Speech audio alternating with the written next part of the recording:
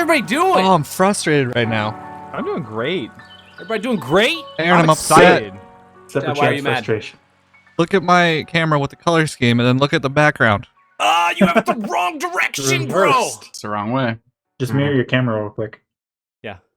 Does it remotely from he's his got phone? it. Boom, done. Nailed it. Although the opposite Wow. direction did add some contrast. Yeah. It did. Mhm. It definitely did. Oh, Change there it we back. go. There we go. Gotta go back, guys. Looking good, looking good. Hey, everybody, welcome to the Fordcast, episode 143, our special edition Game of the Year podcast. Woo, woo, woo, woo, woo, woo. This is what you Yeah. listened to the last 25 episodes waiting for. Oh, man, yes, the last 25 episodes. The Forecast is a bi-weekly podcast produced, streamed, and sometimes released on Thursdays or Fridays, depend on, how exhausted I am. We are a community of people who love exploring and discussing all kinds of things, from video games and board games to film and TV to our everyday life experiences. If you'd like to know more about what we do, you can follow us at facebook.com/The Horizon FB, or you can come hang out at our Discord channel, or you can check out our website at wearethehorizon.com. We have a ton of original content for you to browse through there, like, the Discord and Signal. If you want to do that, that's pretty cool. Additionally, everything we talk about is in our cast notes, which is pushed out to whatever podcasting app you are using. I am Aaron, joined by a couple additional peeps, and we're just going to go clockwise. Caleb. That's me. Jake. Shit, what up? Owen. Hello, guys, gals, and non-binary pals. Chad. What it do? And Al. What? Ow. What does it say? Below Oh, name is Al. my It face. says Al. Okay, Sorry, yeah, I there you couldn't go. read it. I was Back struggling off there for a minute. off the rock band mic, back on the regular mic. Oh, This yeah. is good. The Nice. stream hat has returned. They sound the This is what- same.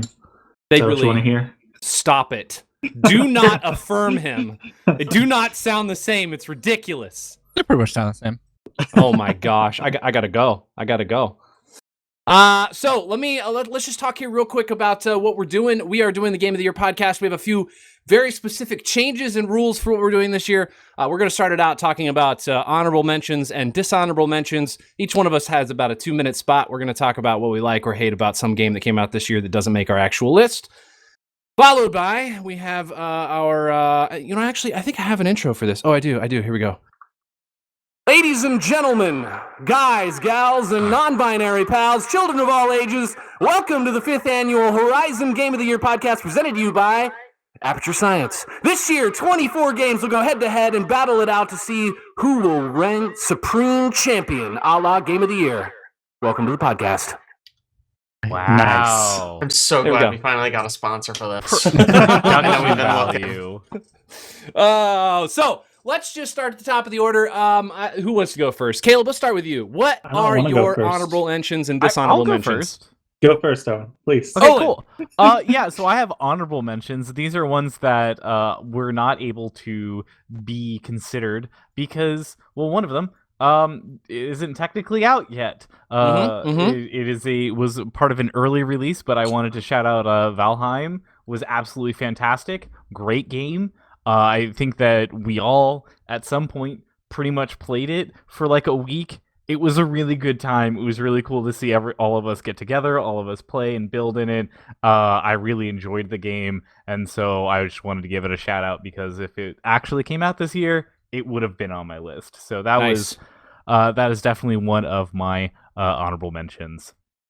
My other honorable mention is Is the sound of a vehicle driving by your house. I mean, that was my house, but yeah. That was me. Oh. It's I'm gonna go with Halo Infinite because technically it's not out yet. Is it technically not out yet? No, it is out, but until it has co-op campaign, I'm gonna pretend that it's not. Wow. I could agree with that. Yeah. Until the co-op campaign is added into that game, I will consider that all they've really done is just published an early release and had people pay money for it. And so what? Good on you, 343, but I will not consider it an actually released game until later this year in 2022. They have really chosen to stretch it out. First the multiplayer, then the single player. Now we're waiting on the co-op campaign. You know, I- it's one Forge. thing to do the Forge. multiplayer. Best Yeah, part. it's one thing to do like the multiplayer and the campaign, and it was only like a month difference. So it was like, hey, we'll give you some multiplayer, you can do whatever, and then you can have the campaign later. Awesome. But then Forge and the co-op and everything else, like not even a month, but 6 months later. Like a half year difference. That doesn't tell me, oh, just give us a week to polish it. That tells me you didn't do it at all. Right. Yeah. Right. I tend to agree with this. Does this mean that we can consider Halo for next year's Game of the Year, even though it technically has a release date in December? Oh, Caleb Caleb's is shaking his head. no. No. I think we say should allow it's it. disqualified itself no matter what, and it will never be a Game of the Year. Sorry. Wow. But it's an I think honorable it's- mention. But it's an honorable mention this year, so it I gets think it. it could be on the list this year if you wanted to Did- put it on your list this year. Do you have But enough? no one did. Do you have enough So- faith, Alex, in Halo to like compete with games next year? Maybe. I don't this know. year? There's a lot of Oh good my games coming gosh. out next year. Oh Here's my what God. I'm That's now worried about. Is Valheim going to be on Owen's Game of the Year list this year when it finally comes out? Probably. Oh, Probably, maybe, yeah. Maybe. Let's move on. Chad, honorable mentions, dishonorable mentions. All right, so the first honorable mention that I have is The Ascent. It almost made it to the list, but we didn't play enough for me to actually say like this is Game of the Year Mhm. worthy. It is very like from touching the game, playing through solo up to y'all's point, and then playing with you guys for a little bit. Game was pretty good. The gameplay feels pretty crisp. The quest lines and how you get to them were pretty interesting and like straightforward. It's not like what is it, Dying Light, where you can't really progress together once you start Once branching Frank off gets and the grapple. right, exactly. Yeah. Yeah, so The Ascent, that's a game that I really do want to check out some more this year, after we get off our GTFO binge. Oh, Anywho, forget it. Dishonorable, it's like a half and half for this one, honorable/dishonorable, but it's definitely New World. This could have been like, and honestly, as I started playing it in the beginning when the game first came out, I think this was going to be one of my Game of the Years. But their update after update of just ruining their game, I couldn't put it on the list. But it's one of those games that I dumped 400 hours into, so I had to kind of mention it a little bit because I was addicted at one point, and I think the foundation is there. It's really good, and if they actually update the game in a way that will provide new player experience and also just late game experience, it could be a good game, but as of right now, it's a half and half, honorable/dishonorable. Okay. Alex, honorable, dishonorable. Sure. I might screw you, but I'm going to steal 12 minutes as a dishonorable mention. Oh, don't you worry, bud. I got another game. Okay, good. I anticipated 12 minutes for like 5 years. It looked incredible. It had like high, like Hollywood quality voice acting. It was promising like this cool twisting narrative, and then it just kind of didn't deliver on any front, I think. It delivered on the twist, right? It's just not a twist anybody wanted or desired in any I way guess. whatsoever. Yeah, I guess that's the case. I mean, I was just very disappointed by what eventually came out of that game. Also, after spending so much time, I don't think the level of polish, even in just like things like graphical stuff and animations, was up to where it should have been after that amount of time. Animations were poor. You look at that game, you really don't think there's all that much to it, but man, there must have been if they spent 5 years working on it. Yeah. And then my other one is I am severely disappointed that I didn't put Crosscode on my Game of the Year list when it came out. So I have to put it in my honorable mentions every year, I think. Because I just adore that game. And also, they released a huge expansion for it this year with post-game content. So go check that out. Which you've definitely played, right? Oh, yeah, totally. I had time to play that, no problem. It's all completed. Well done. I'll go next. Let's just start off with my dishonorable mention, and that's going to be Battlefield 2042. But why? Man, just a lot of things. Let's talk about vehicle physics. Let's talk about playing whatever that mode is that I never remember the name of because I'm trying to strike it from my brain because I can't tell the difference between real enemies and NPCs. Is it Hazard Zone, I think? Hazard Zone. Yeah, Hazard Zone. Yeah. Also, honestly, one of the worst parts for me is the map development. I think between the last Battlefield that came out and this Battlefield, it is like night and day. I feel like they just took on several maps. They were like, I don't know, put some skyscrapers in there, and how about some sand? That's like a really good asset. Let's just include a lot of that. Now, let me ask, when you say last Battlefield and this Battlefield, are you talking Battlefield 1 or Battlefield 4? 4. Okay. Yes. Yeah. You don't consider 1 or 5 to be Battlefield races? 5 is what I meant. Yeah. I mix the names I mix up all the time. 5. How can you mess up this very simple numbering scheme?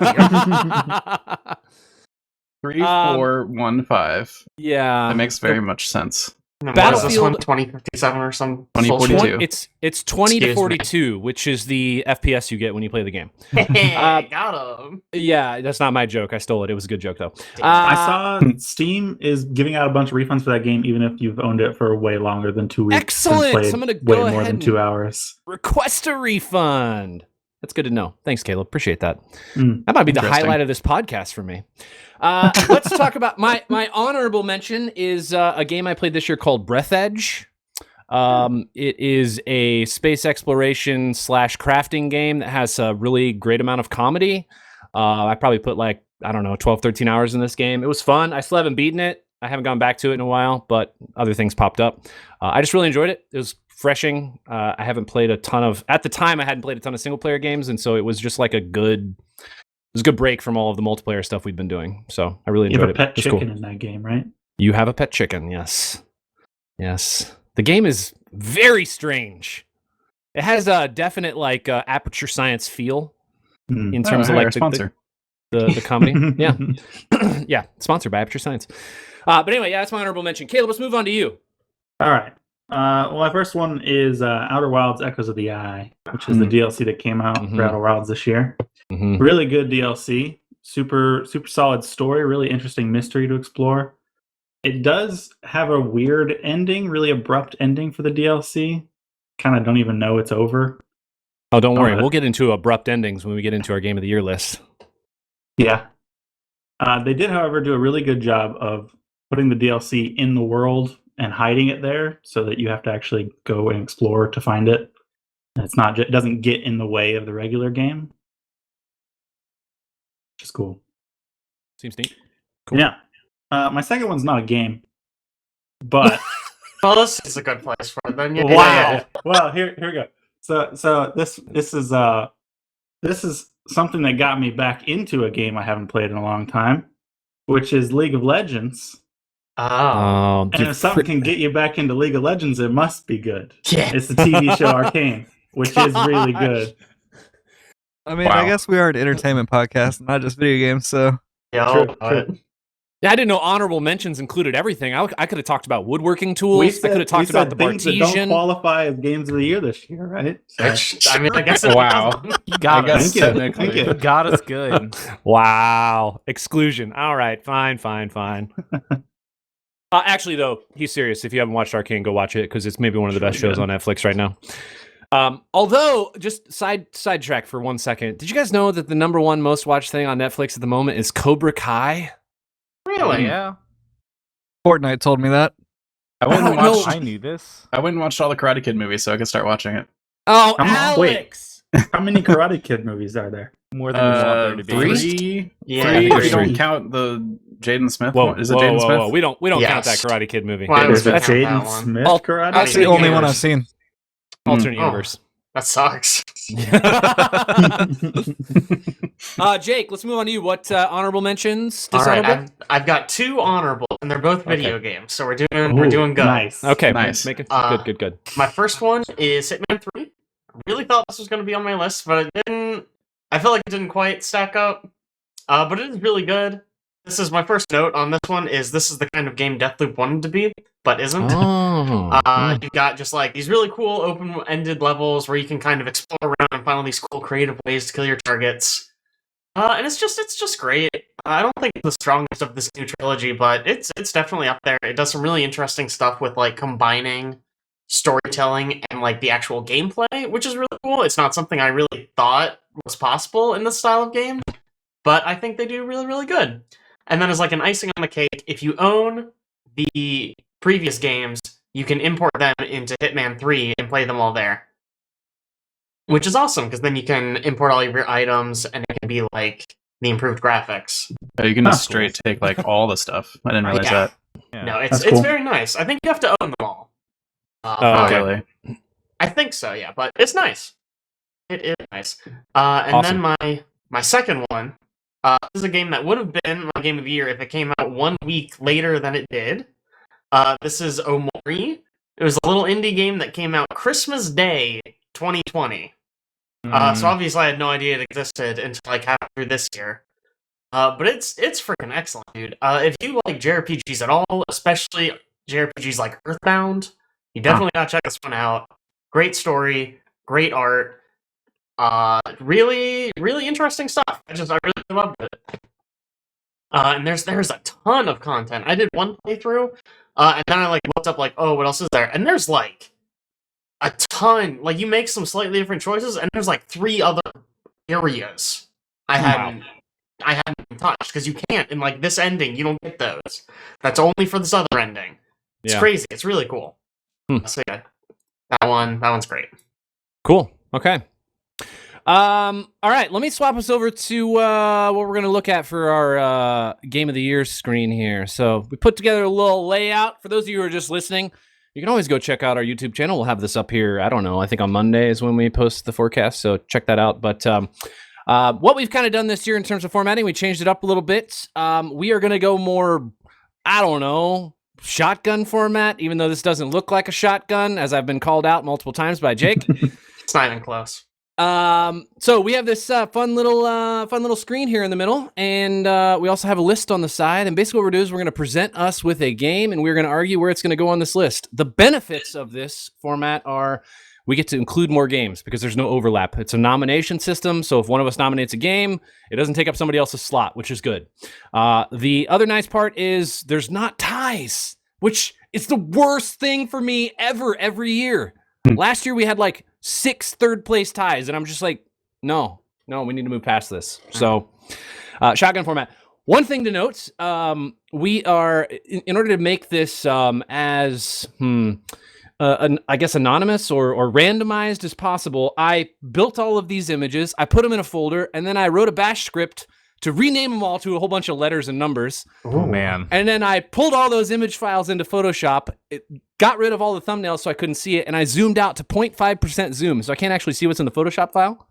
I'm just going to load a layer and save it into this, and it's going to pop up with something.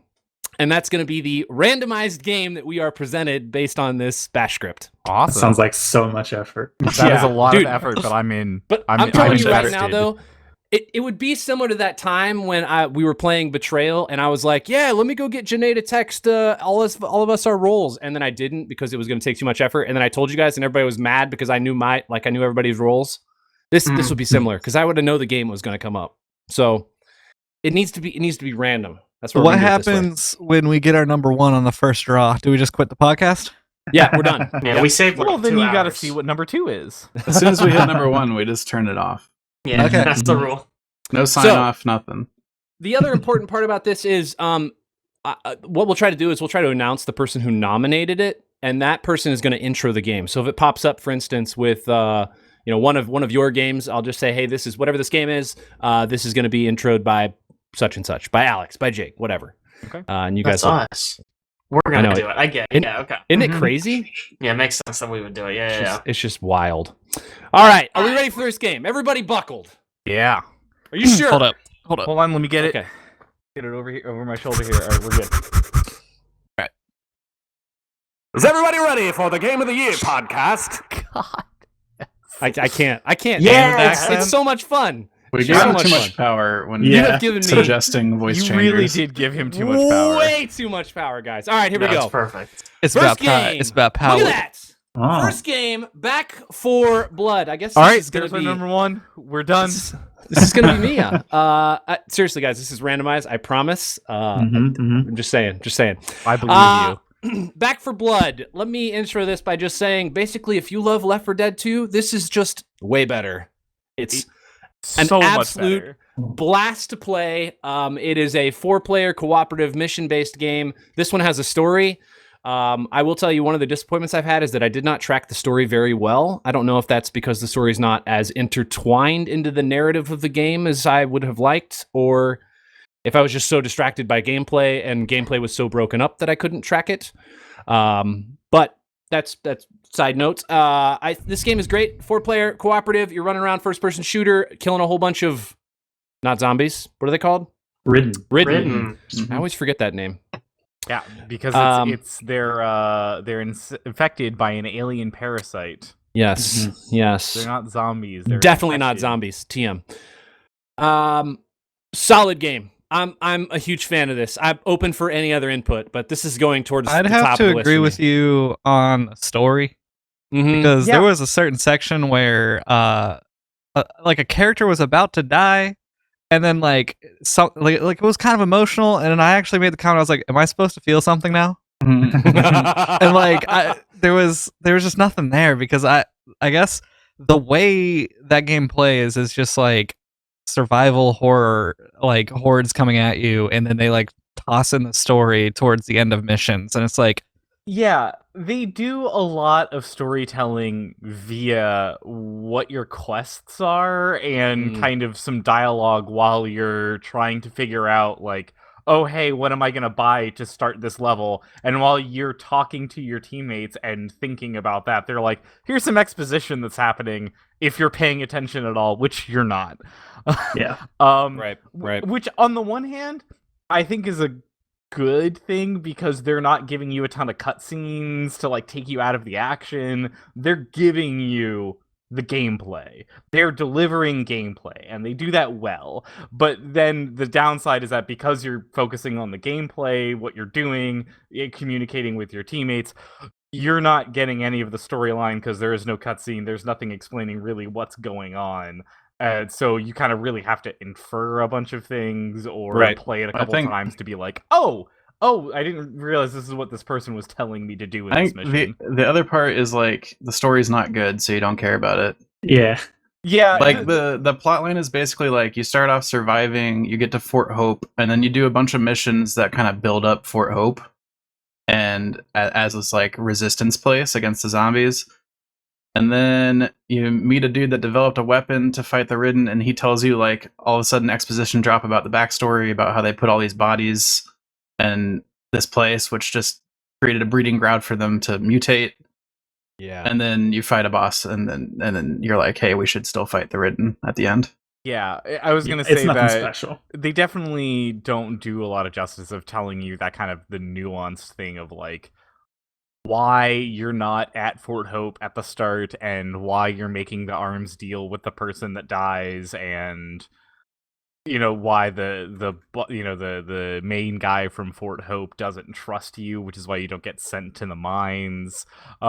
Which there's a lot of that, but it's just lost in the context of either the conversations that the characters have with each other during the gameplay, or very kind of nuanced things that are happening in the one cutscene that you really see. And that's not great storytelling.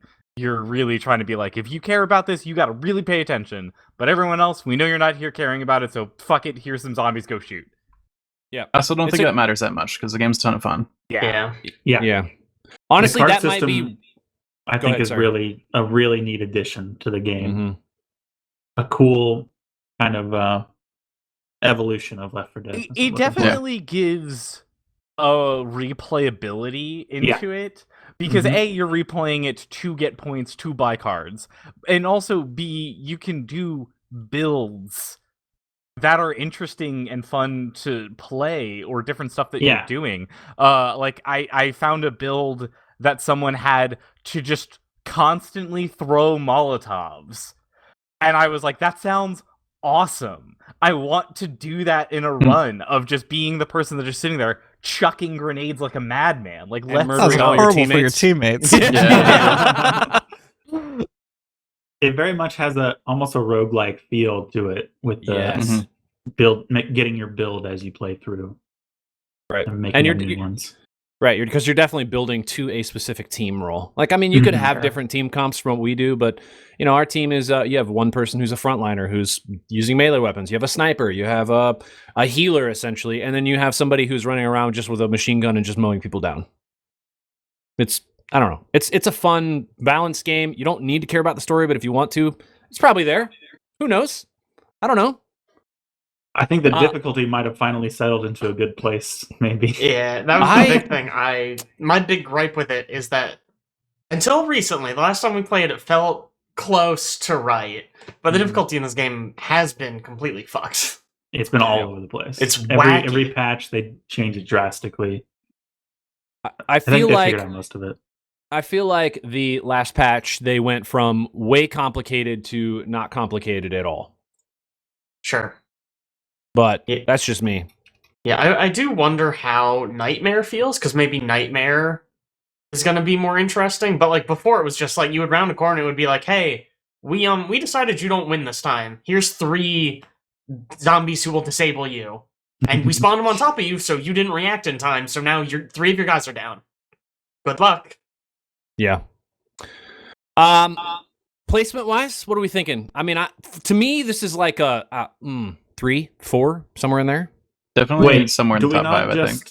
Do we not just put it at the top, and then every game that comes after this, we say it goes above or below these games, and as we go, the list just kind of... I mean, that would be good if we started with a game that should belong in the very middle. But the problem is, this game belongs towards the top. If you put it at the top, I guess you could just start shoving games down as we go. Yeah, that's what I would do, because I would safely put this at 2. I don't think this is the game of the year. I think it's up there though, and if we put it at 2, it'll probably get knocked down a couple pegs and end wherever it belongs. I think Caleb's saying 1. Yeah, throw it. We just it doesn't matter. We have nothing to compare it to right now. Just you slap are it in saying there. Exactly. I see what you're saying. All right. So it's the only game we're discussing, so it's by default the game of the year right now. So far, it's the best. Yeah. By That the makes internet sense. dies right now. It's our game of the year. All right, I'm gonna put it at number 1, boys. There it is. Look Perfect. at that, man. vMix. Let me tell you, if I was gonna be sponsored by somebody, software is ridiculous. All right, we ready for game number 2? Everybody buckled? Everybody prepared? Buckled. Yep. All right, here we go. Game 2 coming this way. Keen of Bridge of Spirits. Owen. Woo! All right.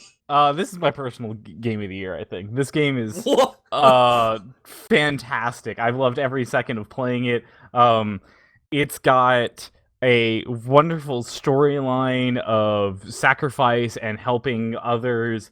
The story is very well told through these kind of flashback moments of what happened to the village that you're helping, while also telling the story of Kenna themselves going through that village, and the things that she's learning along this path to save the village. There's a very good mix, I think, of combat, which was a lot of fun to play, and also kind of puzzles to try to figure out how you're supposed to use your rot or use your jumps and things to get to the next area. So I thought that was really cool, of having the ability to both to be able to both, have that fun combat and also have puzzles and things. And the world is also just absolutely breathtakingly beautiful, and they did a very good job. I've caught myself in many moments when there's like these kind of meditation circles that give you more health, and when you go there, it just gives you a panorama of the world around you, and I would just let it go. I would just, instead of just going into the circle, getting my health and leaving, I would just stop my character there and just watch the art, because it was just such a beautiful world to be a part of. And I thought it was just a lot of fun. There's also these tiny, adorable little rot guys, and they have hats, and you can customize what hat they're wearing. Hat Simulator 2021. There it is. Is that the little dude that exists in this image that's like getting pulled into her staff? Yes. Yeah, Mhm. that is a rot. And They're you very can cute. have like literally 100 of them like following you around. All with different yeah. hats. You can give them all different hats too, which is great. Wow. It is Excellent. amazing to see all the ones with little different hats. So you're like, oh hey, there's the one with the unicorn hat. Oh hey, there's the one with the little sombrero. Oh hey, there's the one with the cowboy hat. It's just cute. I love them. I think that it just is all around a fantastic game. I played a decent amount of this. It is. Oh, you did? Okay. Yeah, I did. It's super pretty, and the rod are very cute. A lot of the puzzles are pretty enjoyable. I didn't find anything super interesting about the combat. It's fine. It's action adventure combat, Yeah, I didn't think that the combat was like, in your face amazing, but I wasn't upset with it. It was just kind of like, okay, hey, this is kind of fun. I'm just gonna whack this person in the face a little bit, and then on to my next thing. Yeah, I mean, it definitely doesn't the combat doesn't take away from the game in any way. It's definitely enjoyable, but nothing like particularly stood out about the game for me. But it's just a super solid little adventure action game. This is one of the ones I was sad I didn't get to, because I bet I'd really like it. I think you would actually really like it, Alex. Okay, so where are we putting this thing? I mean, well, I think we have to put it at number 2. If we always do the it's lower than Back 4 Blood. I was right? definitely not planning on doing like always dragging down from the top, but I can make this work. I can do it. I mean, like I feel no like it's the scoping simplest its way. location is so Yeah. hard. Yeah. Like, where's Back 4 Blood go? 9. I don't fucking know. True. All right, we'll put it. I would put this at number 2 for right now. I think it'll get shifted down. Yeah, it'll get shifted down because I feel like Wow. there's not a lot of people that are going to go as bad for it. It will get shifted down. Oh, it'll totally get shifted. Don't down, worry yeah. about it. Don't worry Oh, about it. no, it's fucking too love it. I long. hope it stays Don't up worry, I'll higher. fix it. I want to get shifted down. Okay. Bridge of All S. right, we'll put it at number Bridge of 2. Shit, got him. Oh, no. Suck it, Kenna. Genie. All right, it's 2 games down. Game number 3. Here we go. Buckle up, boys. It's Marvel's Guardians of the Galaxy. Disney Marvel's Guardians Sorry, of the Galaxy. Disney featuring Marvel's- Groot. It's Wait. just called Marvel's Guardians of the Galaxies. Wait, but is it I don't called know. Marvel's? Because Galaxy. here it doesn't even have an apostrophe It S. doesn't I don't have think it's apostrophe possessive. S. I think it's Oh, just God. It's not Marvel. in It's called Marvels. Okay. Not in the logo, but in the title, it Yeah, is yeah. apostrophe Okay, S. let me go back then. This is Disney's Marvel's No Disney's. Marvel Guardians of the Galaxy. Oh my gosh. Is that correct? Yeah, I think you it's got right. it. Alex. 100%. In You're up, parentheses, Marvel. Alex Yeah. nominated this. Sorry, I guess I should say who nominated. Alex nominated this game. I mean, Caleb we was can trying to just nominate jump it, but I in. stole it from him. Like, Yeah. say. This, We all know we nominated. Oh, okay. Got you. I believe this is my personal game of the year. Real. Wow. Yeah, I adore this game. It's and it's probably just because I put a lot of emphasis on character and story in games. But the characters and story in this game are top notch. Like, Yeah. the dialogue's incredible. It's always different. There's a ton of it. The game's pretty meaty. It's like 15 hours long-ish. The combat grows on you is what I would say about it. It's like Okay. kind of not great in the beginning, and High I think praise. Yeah. I would say it's not amazing throughout, but it definitely gets better nearing the end. That's good to Yeah. know because I definitely am at the start and I am not enjoying the combat at all. Well, just I give think it the 14 more characters- hours, and you'll be like, wow, this is downright But okay. 4 hours in, I'm like looking at Downright this okay. combat going, this is rough. that is the biggest knock against the game, is that if it had stellar combat, it would be just an incredible game, just top notch in every way. But that is its one pitfall, I think. I think it Visuals has are a second incredible. pitfall. What's the second pitfall? I think the second pitfall would be the puzzles that you have to solve. No, I think the puzzles are right. I think that the puzzles are kind of meh. In all honesty, I did not find any of them to be, at least so far, interesting or trying to make me scratch my head and figure out how to get from point A to point B. It's just very obvious, like, oh, there's a small hole, I gotta send the raccoon. Oh, there's like a little like tree thing, I bet I have to use Groot. Like, it was very kind of paint by numbers. Yeah, a little bit. And I can see your complaint there. Yeah, and I think my thinking is that story so far, I'm loving. Characters, I'm with you. Unfortunately, there's a lot of gameplay that you have to do in between all of those bits, and that's where I lose it. I think I like this better than the first Guardians of the Galaxy movie. What a weird. I'm sorry. If that's a way to compare. No. Can we Yeah. put Do you Guardians mean of the the Galaxy 1 on our characters? list? I mean, I would be okay if you said I like this better than the second Guardians of the Galaxy movie. Yeah, I'd vote for the fact that it's better than the second No, movie. specifically, I said the You mean first one. story, characters? Which portion are we talking about here? Yeah, I guess the Gameplay. parts that would be equivalent to a movie, Yeah, which 'cause is like both story and characters you like better? story and characters and dialogue and visuals even. Visuals. Yeah. This game does have some really cool. It does The look art like direction in this very game nice is crazy visuals. good. It's really good. The vistas you get, like the Mhm. crazy planets you visit, it's also like vibrant and different. It's so cool. Okay, people who played this. Am I the only one who really does not like Star-Lord's voice actor? I feel like this might just be me, and maybe it'll grow the more I play. Yeah. But I don't really like I him. did not like him at the start, but I can tell you at the 4-hour mark, because that's where I'm at, I'm liking him. I'm Okay. definitely liking him more. I think it's because I'm starting to disassociate Star-Lord with Chris Pratt. I mean, that's Yeah. fair. And so But, like, now that I'm starting to have that dissociation and seeing him more as its own character, and not just like Macklemore with a weird voice, Yeah. I'm starting to enjoy it a little bit better. I You think it just definitely have to helps. separate the characters from the movies. Yeah. The thing is, though, like, Absolutely. no one else is, like, bugging me. Like, everyone else, I'm like, oh, yeah, no, that feels about right. That feels about right. But every time he talks, I'm like, stop. Yeah. Just don't. I don't know if I had that at, I really at like the him. beginning. I definitely didn't by the end of the game. Okay, maybe it might just also just be a me thing. Like, I'm not hating on the game. This was the biggest surprise for me of the year because I thought this would be dog shit. Man, Yeah, I also did. I also I thought it was also going to be thought dog so. shit. It's pretty damn good. They announced the game at some show, I forget what, E3, and it looked awful. yeah, it it looks looks so bad. really bad. Mm-hmm. Yeah, but I was also like, no way that can be good. they didn't announce it as a single player game, right? No, They they did. Oh, they did. Okay. Okay. Mhm. They were like, no co-op. Nope, it's a squad-based game where it's just you. And you And we just were all like like, Star-Lord. You why? don't get to play anyone else. And they were It's like, literally look, 5 people. you can Why? fight these red blobs. And it was like, what? Great. Why are you showing I- this? Yeah, the Red Blobs was They do show up in the Interesting game. thing They're to show. definitely, they are in there. interesting Yep, thing to show they for sure are. the trailer. I kind of understand why they didn't make it a co-op game at this point after playing it, Sure, because Yeah. you wouldn't be able to have those character moments. Like, you would take agency away from players if you were doing the same thing. Mm-hmm. And yeah, there's like 2 or 3 moments in this game that are like some of the most emotional story beats that I've played in video games, period. There's one moment in particular that's just so rough that it's like I cried a little bit during this game. I'll tell you right now. Man. I didn't It's get awesome. quiet, but it is emotional. Who else beaten it? Just Alex and me?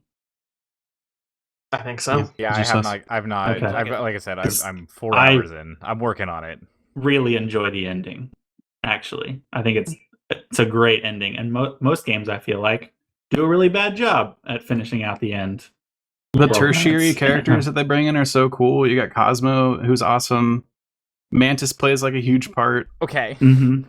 Here's the thing that I will say about this, because I am glad that, and from my knowledge of the Guardian comic books, and this is my favorite comic book series, I have read all of the Guardian stuff because it ties very closely into the 2006 run of Nova, and I love Nova. He is my favorite character in the entire Marvel franchise of everything. But yes, I'm so glad that we finally have good depictions of these characters that are matching the things that are inside of the comic. I think that's fucking fantastic, and I give this game so much credit for giving me the characters from the comics and not the movie.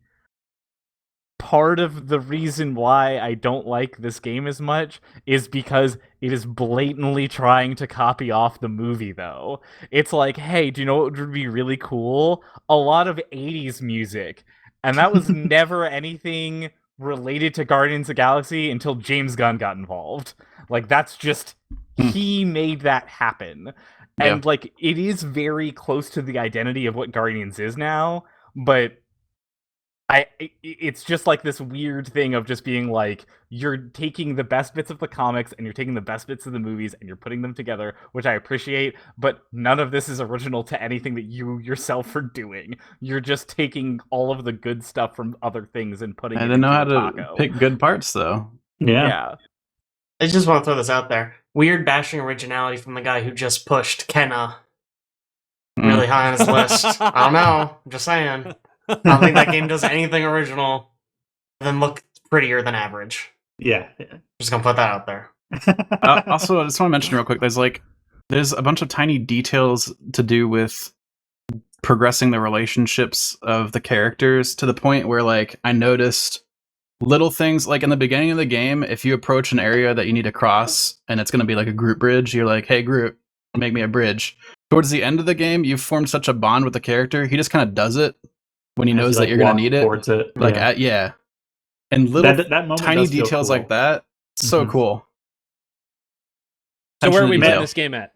Real quick, one thing that irritated me about this game is there are these, well, it's not even that much of a strike against it. There are these like set piece moments where you're running through the level and something special happens and like does a cutscene and whatever. The problem is I'm like listening to interesting dialogue that I want to hear, but I'm walking forward slowly and I hit that point and I just lose the rest of the conversation. I'm like, oh, I wanted to hear that. Like, you have to focus. You gotta focus on Star-Lord sliding down that small hill. Yeah, exactly. That's the important thing, is you watch him slide. I mean, my complaint is the fact that it's got QuickTime in a game that's in 2022. Or there are so many times that I'm just like watching what's happening, and then they're like, press X, and I'm like, oh shit! Like I completely have forgotten there's a controller in my hand because I'm so enraptured in what's going on, and I'm just like, well, thank you for now breaking my immersion to try to immerse me more. Yeah, we should definitely get rid of QuickTime events across the board. They've almost never been good. I don't think they've ever been good. At least I in my sometimes. There's occasions. Few and far between. All right. Where are we putting this game at?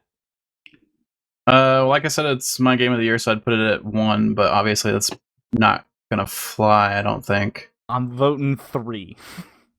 Well, it's not 3. I mean, it's not going to stay at 3, but I think Kenna Bridge of Spirits is a better game than this. I'm feeling like it's probably... I strongly disagree. Okay, so I'm getting 2 2s. Alex's doesn't count because I'm vetoing it. Negative vote. I'm considering 1 right now also. Oh, wow. Yeah, I would definitely put it above Back for Blood if we allowed it. Oh, I think I might will fight you on both of those counts. Back for Blood is a much better game than this, and I think Kenna is you can obviously not a lot of people played Kenna, so I understand that this is probably gonna get notched above Kenna. But Back for Blood, every single one of us has played, and that game is strongly better than Guardians. I'm feeling 2. I could do 2. Also, you remember what you said about originality? Back for Blood? Hello? Here we are. Yeah. Literally the same problem. Okay, yeah, but see, Back for Blood did add an original bit to it. It added the card system. Oh my god, a fucking RPG Magic the system. Gathering within Left 4 Dead. Yeah, dude. Never seen an RPG system before. I could do 1 or 2 personally. I don't have a strong feeling on either of them. Neither of them were on my short list. Chad? My vote would be for 1, but I could leave it at 2. Chad? I've played neither of Kenna or Guardians, so Back 4 Blood would be better than both for me because I played Back 4 Blood, which is the problem, I think. Right.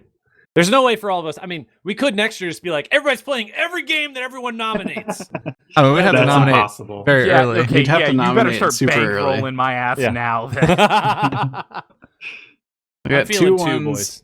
A 2 or 2 2s, a 1 or 2, and a 3. So probably 2-ish. I don't. All right, we're making it 2. So lower than Back for Blood, but higher than Kenna. We'll put it at 2. Can we? I guess this is the first year we're doing this. Do we fine tune later?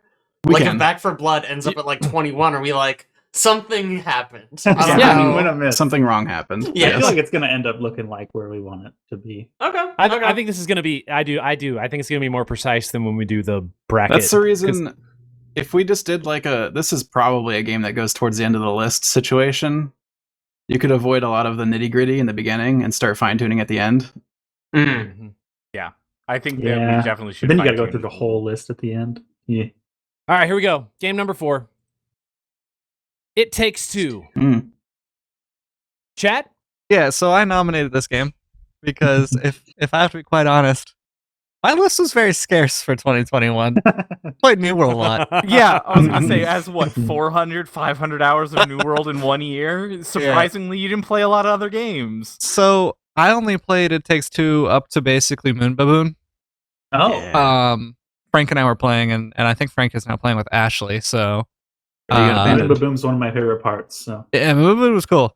A lot of the puzzles in that game, a lot of the just action that you have to take with your partner and stuff, it's just a really cool. It like flows really nicely. It's just a really cool game to play. Just pick up and play. What's really cool about it is only one person has to buy the game.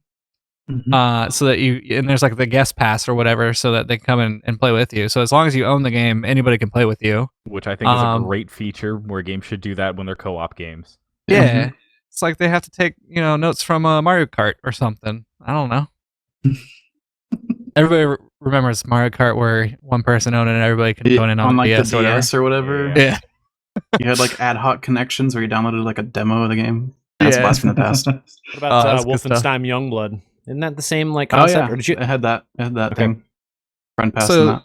some of the boss fights that you have to go through, I think, are very creative. Just like the tools that you get given, they're like paired together because It Takes Two, and it's just it's a really interesting game to play, and I just really enjoy it. Seeing it Jake's makes me- facial reaction. That's the name of the game. I get it. I get it now. What The makes thing me really happy about this game is that almost never, I think in one situation you both get essentially the same ability, but other than that one section, you always get different abilities and you never swap. So you never just doing something that the other person already did. Yeah. You always always have complementary. new unique stuff to do. Yes. They have to be used together. I think This- the interesting thing for me on this game is I took a person who does not play this type of game at all, ever, Derek, and was like, yo, play this weird game about, I don't know, we're a couple that's about to get divorced and we have to navigate our way through this world as dolls. He's like, I don't know. But since we played it, and we've played 4 hours, we beat the, whatever you guys called it, Moon Baboom. Moon Baboom. We just finished that part. He's like, when can we play it again? Nice. And like, Wow. to me, that like sells the game's ability to reach a wider audience. And I think the game is well designed. It looks pretty. I totally agree with each area has its own unique mechanic that feels really new and fresh. And it doesn't ever feel like they've just like recycled something from the last part of the world. All of that, I think, meshes really well together. Plus, I really feel like this should be high on the list because of the guy who developed it. Yeah. He's been saying for years, you're going to love my game. Yeah. This was the game I think he said where if you played all the way through it and didn't like it, he'd pay you like $10,000 or something. Yeah. Yeah, I think so. That's funny. Creative is like a great descriptor for this game. Like the entire thing is super creative. Yep.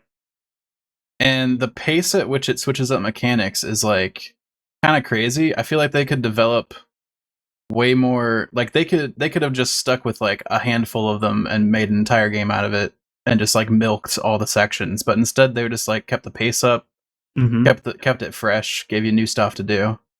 Yeah, you never get bored in a section, really. That's true. You know, they could have kept doing the hammer and the nail for a while, like Yeah. added some complexity to it, but they Bro, didn't. that could have been the whole freaking game. I Yeah. know. Yeah. It was It's a super pretty good. solid mechanic. You Yeah. guys could have built the whole thing. The only mechanic so far that I thought was kind of boring was the nectar and the whatever you're shooting to blow up the nectar. Like that's fine. With the bees or the wasps or whatever it is. That was fine. Whatever. All the rest of them seemed really cool. The ice world I think is amazing. Ice World's great. And like after that part where you start swimming. Good stuff. Honestly, I'm just so happy that like a main game focused on co-op has gotten so much attention this year. I think that's Yeah. awesome. I always love co-op games, and the co-op mode always just feels pasted on. Mhm. Like, oh, you want to play Halo co-op? Here's a second Master Chief. He also shoot gun. Like, go get him. And it's like, I mean, yeah, like it's fun, obviously, but like, it's not like a co-op experience like this, Yeah. where you're doing Yeah. different things and you've got to like work together to do stuff. It's just like you could just play it solo, but it's more fun with a friend. Most Well, of it's the not time. like it's not like a co-op experience either, where you like it's a map split situation because that I feel like that tends to be a lot of co-op games where, like Ib and Ob, you guys are playing opposite sides of the map. There's not really any real mechanic differences in that game. Yeah. Really. But this game, it is very mechanically different and very mechanically different from section to section, which is like really complicated to, I feel like, achieve. I don't think that's like a simple, they really had to think through and it ties into the story too. They really had to think through that. It's also incredibly polished. It is. Like there is no issues that we encounter with this game all the way through, which is something to say in the current game. Yeah, seriously. World. It's also a really solid platformer. Yep. Mhm. Just like the physics of it feel right, and I feel physics like and a the lot of controls games, are good. a lot of games with gimmicks like this, it ends up feeling really floaty because they're like, you jump, who cares? Yeah, floaty or Here's your clunky, hammer or whatever. usually. Yeah. You feel fast and the controls are real tight. It's really responsive. You can jump and then dash in the air a little bit to get a little extra. Feels great. Well, Jump, and the and story- jump and dash everywhere. It feels great. The story is excellent too, actually. I mean, as much as like you want to praise the game mechanics, even seeing them argue as you're going along, and then all of a sudden you get to like a section where it's like, I don't know, let's pose for a picture together. Here's this Polaroid that's sitting inside of the tree. Let's make a cool photo. I like that. I think that's like a cool break, and it makes the story still relevant as you're working your way through. And the dialogue's pretty interesting between the two characters too. It doesn't really get boring or anything. It's also like genuinely funny at times. Yeah, pretty good writing. The Book of Love is like Yes. pretty he's pretty so hilarious. good. It's ridiculous. Very excellent. He's time for the Book of Law. All right, so where's this game that going? was the guy for a while. Yeah. Alex It told me sounds was like it could be. He's got the right energy, but Yeah. Where is this game going, folks? we talked a lot about Number this one. one. Yeah, I mean, there was a lot of praise Oh, whoa. unanimously. Yeah. Do you I'll think it's admit- above Back for Blood, Owen? Okay, I have not played this game. I have bought it.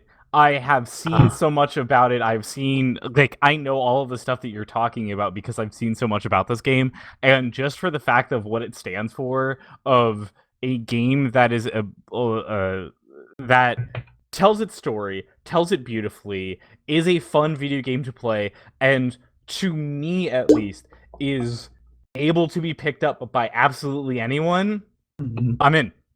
Like, the second I saw this, and I was looking up reviews, and every single review was just like, I bought this game and played it with my girlfriend, and, my girlfriend doesn't play video games at all, but she understood all of the mechanics and was able to play this game with me. And I'm like, perfect. That is exactly the kind of thing that I think that we should still make, and that we should see more of. And so the fact that this exists, and it's doing so well, I was like, yeah, I want more of this game. I want it highly rated because I want to have games like this happen so we can play video games with either people that don't play games a lot, like our parents maybe, or our significant others or whatever, and we can bring them into our world and we can show them our stories. And maybe that gets them interested enough that they start playing other things to the point that, now my girlfriend's been playing Fallout 4 next to me for the past, couple of days, and it's absolutely hilarious to watch. And I'm just like, here's somebody that used to hate first-person shooters or shooting at all and any of that stuff, but because of games like It Takes Two, it has bridged that divide and is now becoming a gamer. So I want more of this stuff. 10 out of 10. I'd give this a 1. I'd say top of our list. I'm okay at position 1 or 2, honestly. I mean, I played 30 hours of Back for Blood, but I would put this way up there. I'm in between 1 or 2. I can't decide, honestly. Wow. I'd say it goes under Back for Blood. Think so? I think all of that's really good and nice. I think there are lots of games out there, if you find them, that will bring people in. Operation Tango is one of them. I played that with one of my friends who only plays baseball games. And he absolutely loved it. Nice. So I mean, there's games out there that you can find that Bridge the gap. It's bridging the gap basically. Back for Blood though, if you're actually looking for a gamer for gamers by gamers, boom, that's it. That's the meaty good action, good mechanics, variety of enemies are pretty good. I think Back for Blood would be number 1 and It Takes Two would be number 2. That's a really good point about It Takes Two for me. I'm number 2. I'm sold on number 2 at this point. I think it spiritually would be happy with number 2. because it takes 2. It so it should takes take 2. 2. Well, the Guys, problem is I don't think it's going to got stay there. there. No, Caleb, do you want to make it sad? What if it was a number 3 though? You think it's worse than Guardians? You think Guardians is better? Well, You did just say it Guardians was is the your game of the favorite year. game of the year. Yeah. Caleb? I don't know. I kind of want to put it at 1. At Wow. 1. Wow. I think it's. Yeah. I mean, based on that, I feel like it has to be 2. There's I guess- at least I guess, one person yeah. who wants it to be at 3, one person who wants to be at 1, and then multiple people who are like right near there, or Owen right said underneath 1. Back 4 Blood. Now, granted, Owen didn't play it, but you know. 2. Everybody good with 2? You know, this made me feel good about Back 4 Blood and Guardians because I was looking at this and I was like, oh, it's definitely better than Guardians, but is it better than Back 4 Blood? And now I'm like, oh yeah, perfect. Yeah, Nailed I think 2 is good. All right, All 2 right. it is. All right, there it is. Guardians moving down the list. All right, game number 5. Here we go. Let's see what's up. We got GTFO. Oh yeah. Oh, boy. Yeah. This is me. I nominated it. Oh, let me tell you guys. We played this game. It was in early access. GTFO is a 4-player shooter game that is very much like tactics and mechanics based cooperative, except that it has the best fog rendering on planet Earth. Has some of the scariest enemies that I have encountered, and It's requires a very creepy game. some of the best, like very precise teamwork. You don't all have different mechanics, but if you are not freaking in sync, and I don't mean the band, I mean in sync, Then you're synchronized. bye. That's right. You're gonna go bye. Correct. That's a good one. That's a good one right there. Somebody mark that. That's for TikTok. Thanks, Alex. I appreciate Speaking it. of Somebody all mark the that time. fog, even though there is a ton of fog, you would think that your computer would be dying, but the optimization in this game is incredible. It's actually insane. Like the graphics are so good and it runs butter smooth. It is Yeah, insane. I don't know what they did.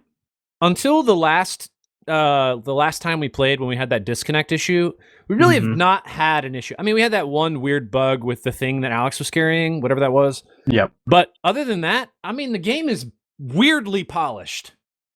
It's pretty good. It's like Okay. it's definitely more buggy than like It Takes Two. I But Sure. I think you're underselling our issues yeah. that we've had. Because Am I? this is what I was going to bring up about this game, is that you have to invest a lot of time to complete a level. And if you don't complete the whole thing, you have to start over next time. It's like 2+ hours to Yeah. complete a rundown.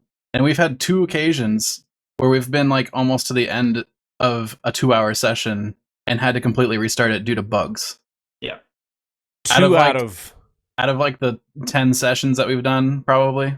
I guess, 20% failure rate. All right. That's It's not- pretty not serious, great. I think. Yeah. Okay. There are Touche. some pretty big bugs, but it is Touche. a ton of fun.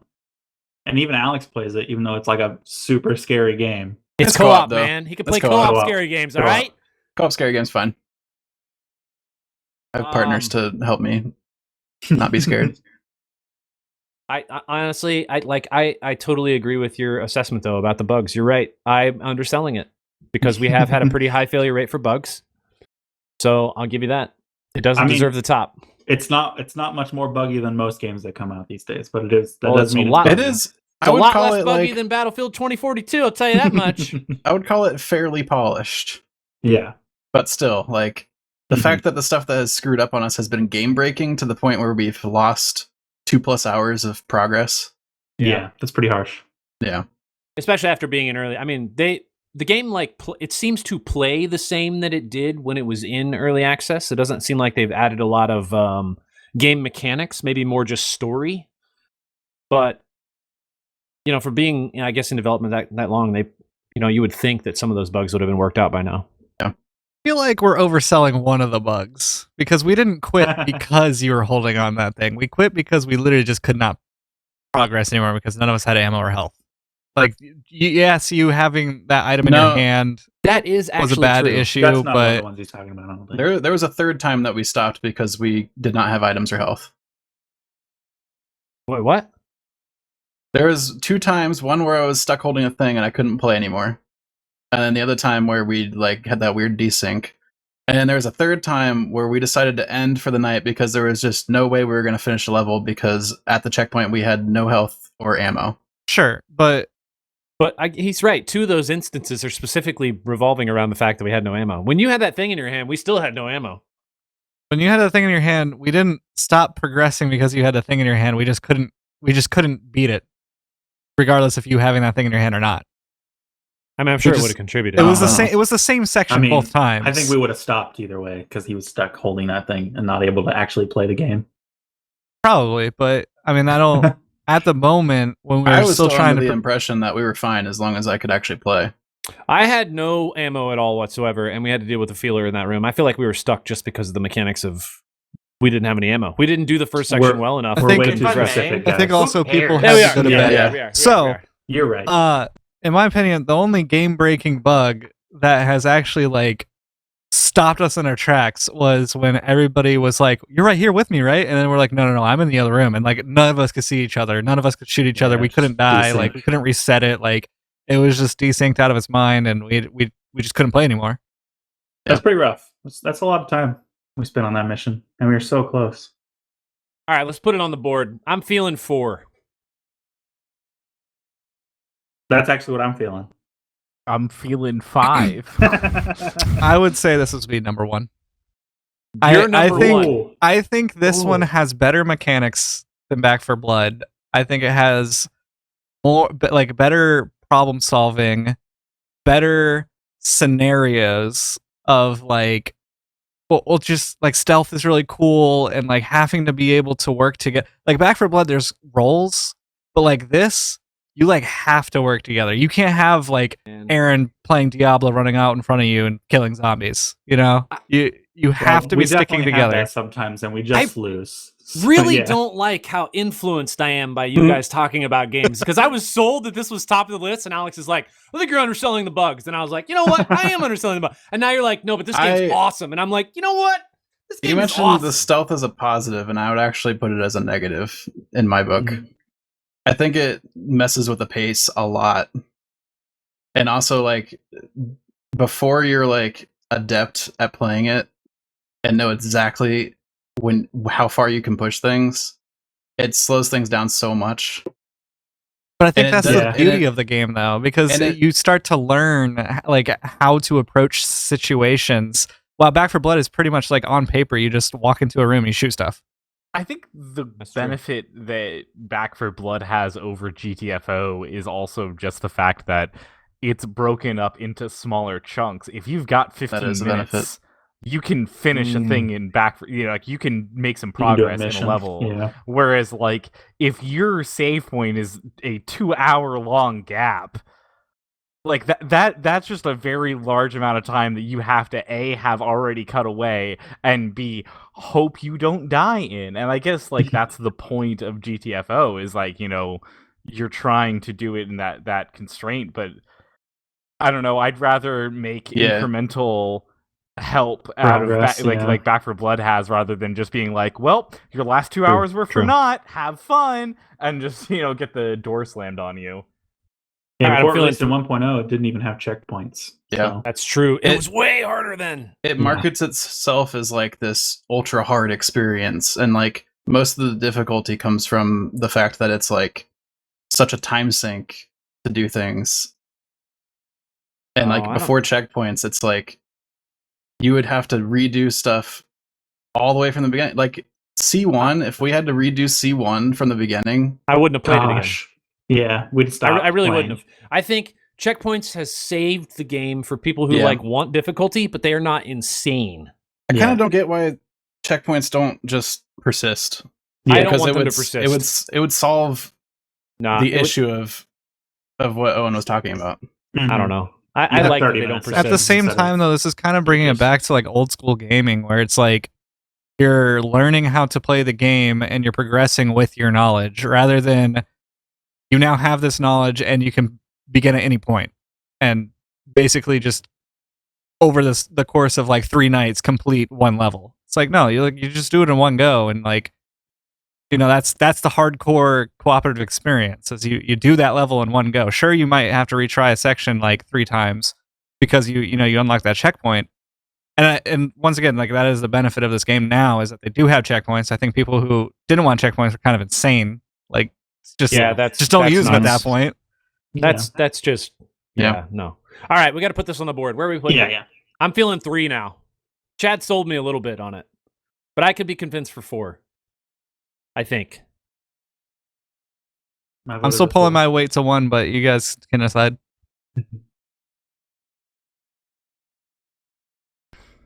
I'm leaning lower than higher. I would go 4. Yeah, I'm leaning on the low end of like 5. I love your input. You're like, yeah, I played this game, but you know what I'm feeling after this? I feel like 7. Let's just put it down the list. I feel like we have 2 people polling for lower, so we should probably place it at like I would guess 4. I mean, I can't sell you on the fact that it needs to go in front of Guardians. If it were up to Chad and I, it would be on the top, like very close, if not the top of the list. But I can't sell you on beating Guardians. I'm pretty certain. Everybody good with 4? Can we agree on 4? I'm okay with Chad? Yeah, 4's fine. All right, let me put it here on 4. All right, next game. Here we go. Where's my button? There's my button. There it is. See what we got. What game number is this? Game number 6. Forgotten City. Oh, Forgotten City. Hey, this Jake? one's mine. Yeah. So this is the game I didn't think I would like. It's another time loop game. But it's got a really good writing, really, just kind of top to bottom. It feels straight out of Skyrim. It's really fun. Yes, Owen. Yes. Okay. This isn't even for me trying to, like defend Kenna anymore. This is just like, fuck time loop games. I want this at the bottom. Okay. But it's really good. Would you say it's like Oblivion? That's funny. That's funny, Alex. You said it's like Skyrim, but it was originally an Oblivion mod. That's the joke. It? I'm pretty sure Yeah, it was it was really a a Skyrim Skyrim mod. mod, wasn't it? I'm pretty sure it was a Skyrim mod. Pretty sure it was a Skyrim mod. Oh, man. Not Fact that checking? important. Fact checking? Irrelevant. Yeah, it Alex. doesn't really matter. Alex is the fact checker. But no, it's I think it hits everything that makes time loop games fun and interesting. You have a bunch of possibilities to explore. You kind of solve puzzles. You can get stuff, and then kind of use that to progress in different ways. The story kind of takes a turn towards the end, but at least it's interesting. I think it has a lot of interesting stuff, like examining like philosophy, like because the whole concept, right, is that if anyone commits a sin, the whole city dies, and you as the player, you're like, well, what's that mean? What constitutes a sin? And the game goes, oh, I'm glad you asked. Let's examine that thought process. What would constitute a sin? And I thought it was really fun. I really, really liked this. And having a guy at the beginning of the time loop who's super down to do whatever the fuck you tell him is game saving. It's so good because you come out, you're like, I just spent 2 hours doing bullshit and I found the solution to one puzzle and I don't want to do it again. Fucking Baldy right there is at the start. That's like, yo, what do you want me to do? You want me to go deliver this poison to that guy? Hell yeah. Let's do it, man. Let's go. Best mechanic in any time loop game It ever. is so nice, man. So nice. Just be able to say, do the puzzles I've already solved so that I don't have to do them again. Yeah, so good. Yeah, man. And in a game, you were correct. It was Skyrim. Sorry. Yeah, never question me again. I swear I read Oblivion, but I can be wrong. But no, just in a year with a weirdly high number of time loop games, Yeah. this I think was, for me at least, it was easily the best one. I'll say it's not better than Outer Wilds. I know that didn't come out this year. But Echoes of the Eye did, and The that was pretty DLC? good too. Yeah. I haven't played it, so it doesn't count. It doesn't exist. What about Loop Hero? Oh my god, that's a time loop game, huh? Kinda. I mean, I think it's better, but I didn't even definitely think of better. that one. Yeah, the writing in this game is really good, and the voice acting is really good. Yeah. It's all around solid. I mean, the combat is really whatever, but it does literally offer you the option to skip it in the game. Which I love. Which is I love nice. that it's a game that doesn't. You don't have to do any combat if you don't want to, Mhm. which is fine because the combat's not great. Yeah, I mean it's like Skyrim combat, but Yeah, you get a bow and you shoot guys in the head. with a bow Yeah. only. Yeah. I mean, who does anything other than shoot people from a distance with a bow in that game? Thank you. Who knows? Stealth It's Omen. pointless. Why would you do it? People have tried. Better Yeah. people have failed. That's true. That's true.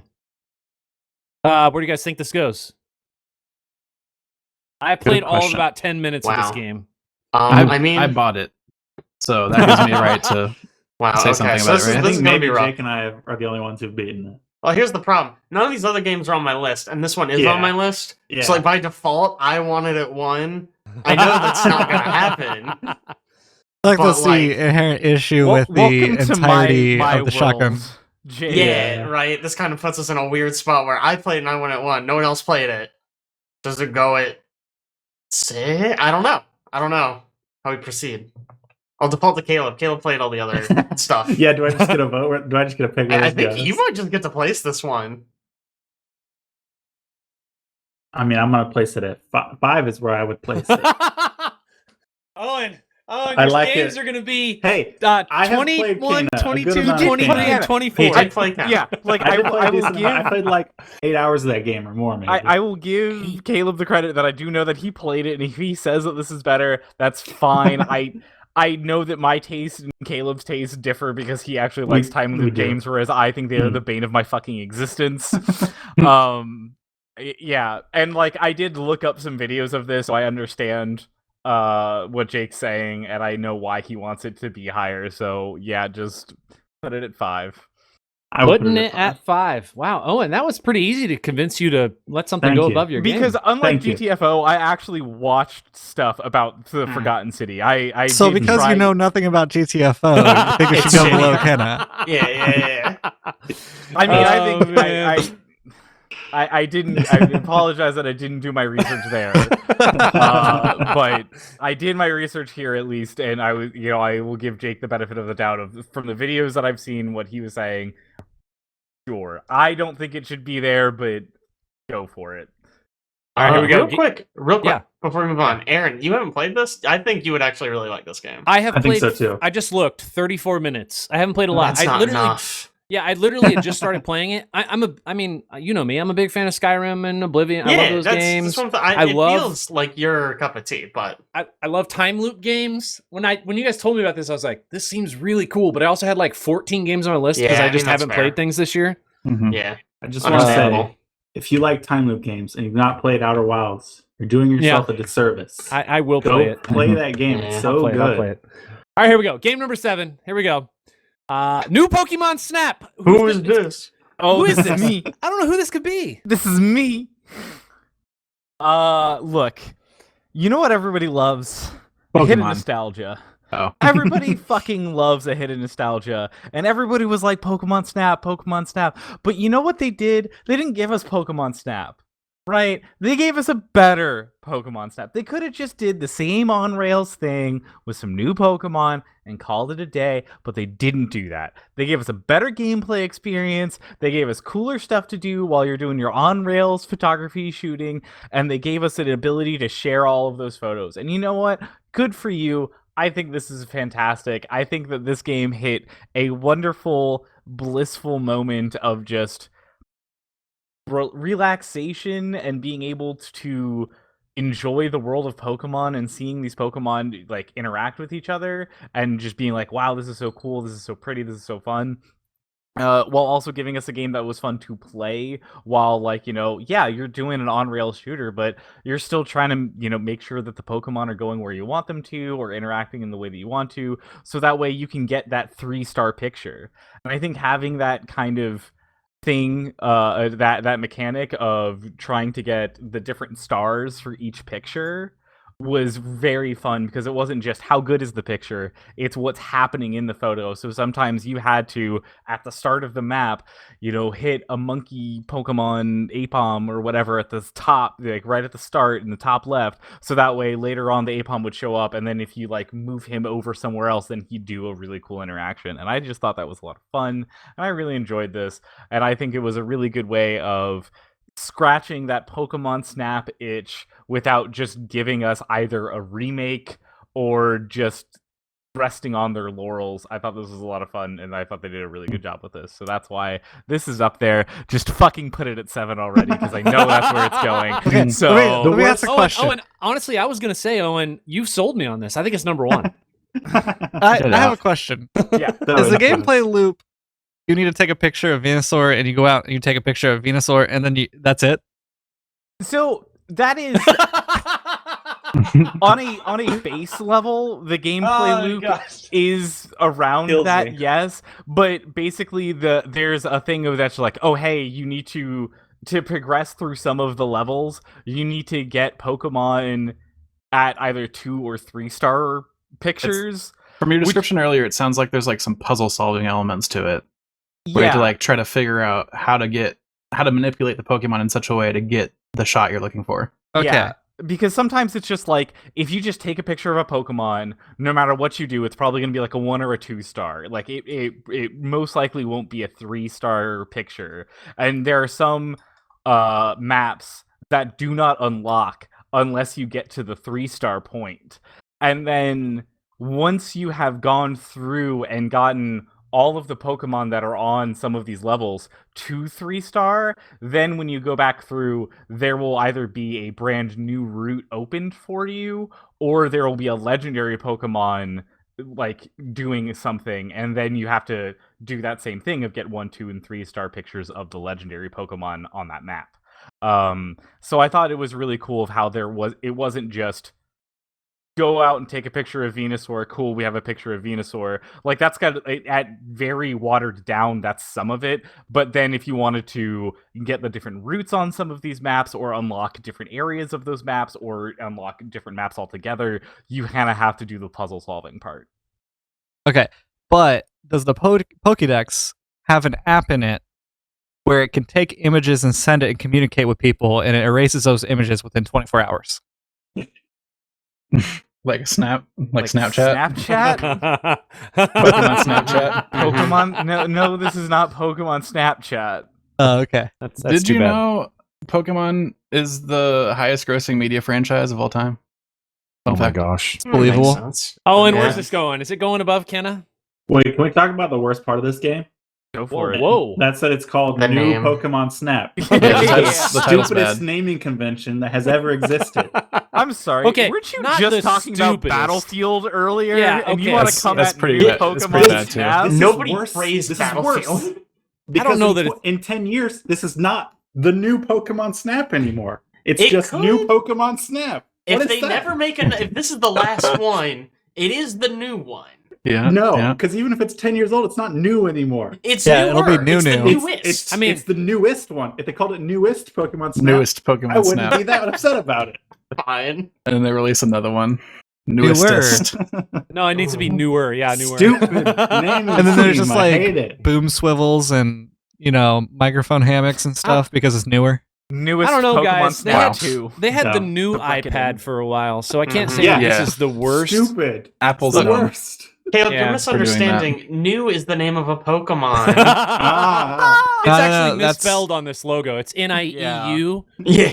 Supposed to be M, yeah. All right, Owen, where's it going? Where's I it? would prefer Pokemon Snap 365 over 2. Oh, fuck Wow. Birth that. by Sleep Wow. fragmentary passage. Thank you. Yeah. I didn't know the rest of it. No, that's like 3 titles combined. Kingdom Okay, Hearts is a okay. nightmare. Kingdom Hearts is a nightmare. Is this 7? I think this is 7, yeah. I mean, I Sure, we don't want did to put this not- at 24. I liked Kenna better than this, but if you guys want to push this above Kenna, that's on you.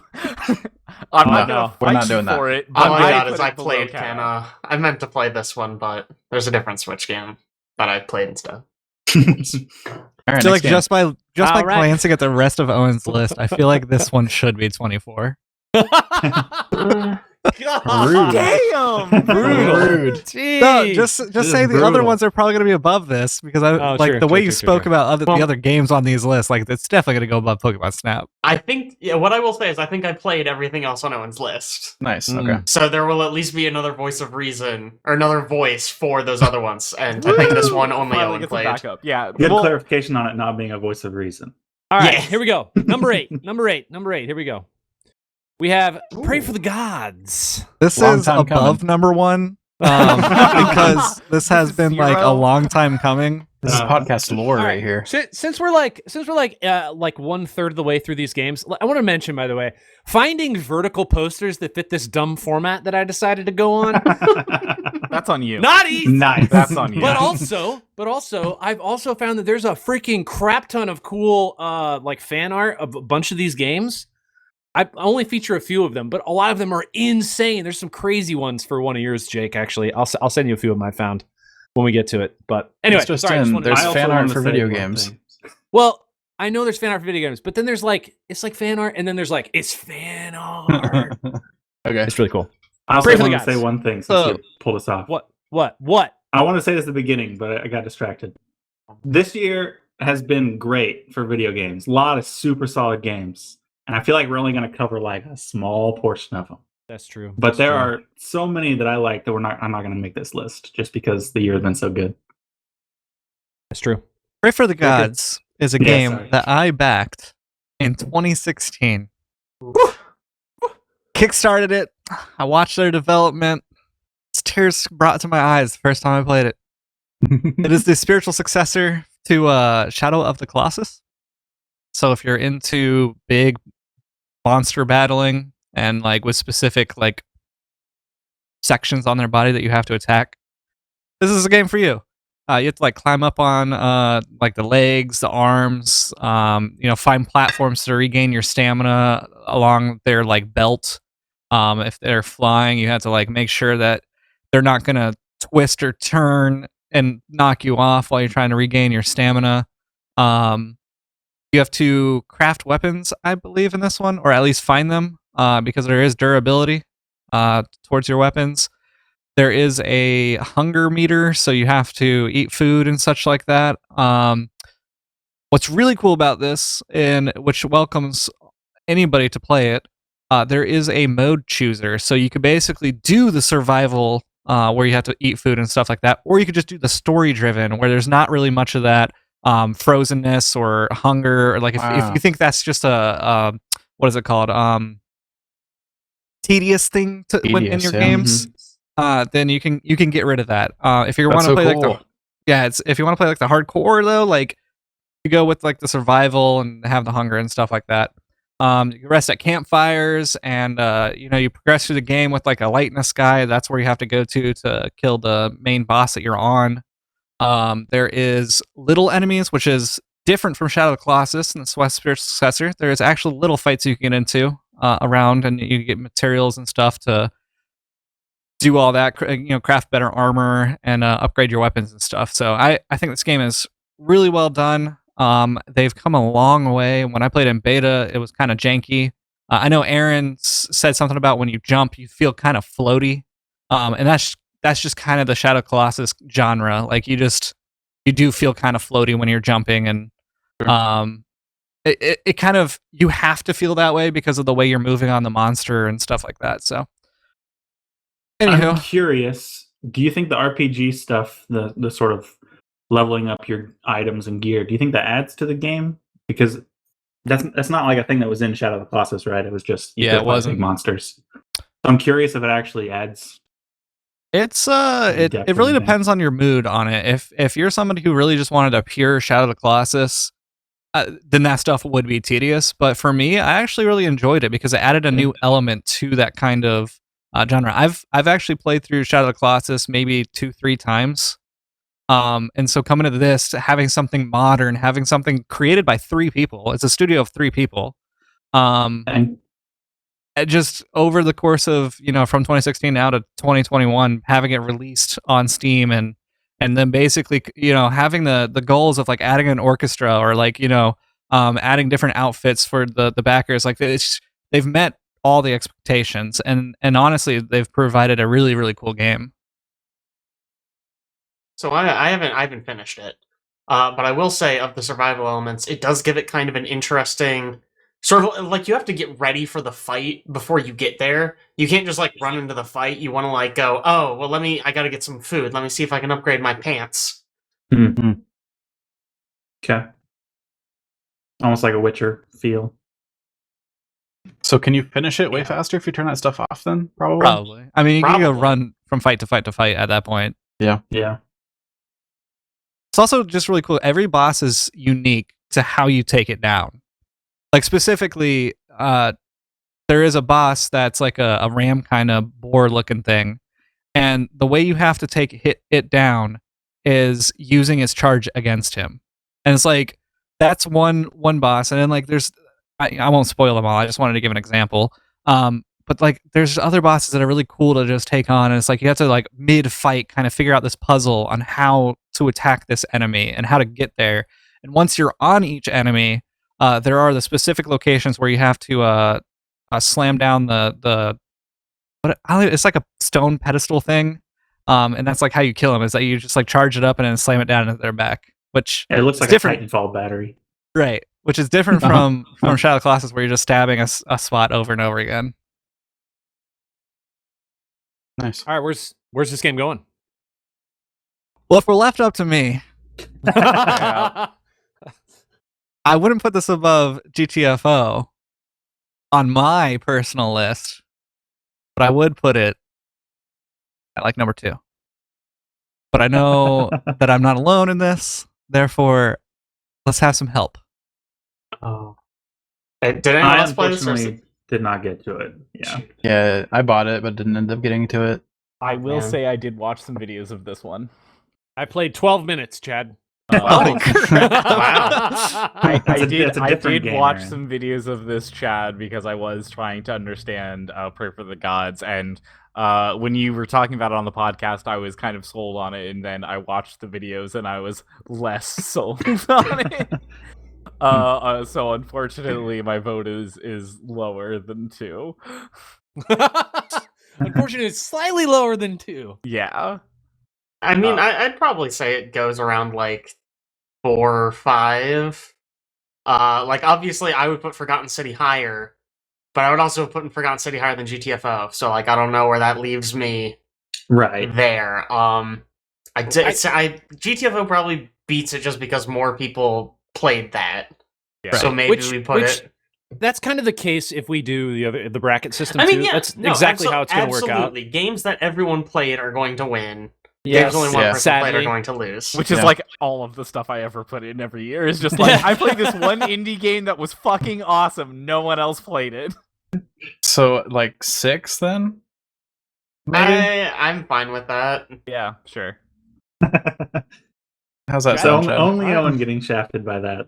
Oh, That's all right. okay. Owen gets shafted every year. He's Yeah, used to it at this I was point. going to say, my 4 games are just going to be 21, 22, 23, 24. I know that already. Aaron, I- Owen's just numb at this point to the losses. Like, at this point, I'm trying to help Jake out and be like, yeah, the Forgotten City should be number 5. Fuck yeah. I feel like you guys are going to look back at this list after playing the game, and you're going to want it higher. Oh. Maybe. It is a really cool game. You guys should play it. Now, Chad, Especially if you liked Shadow of the Colossus. should I spell it Praey or Prey Oh, in the game of the They, year list? for some reason, they kept their art as Prey, I know.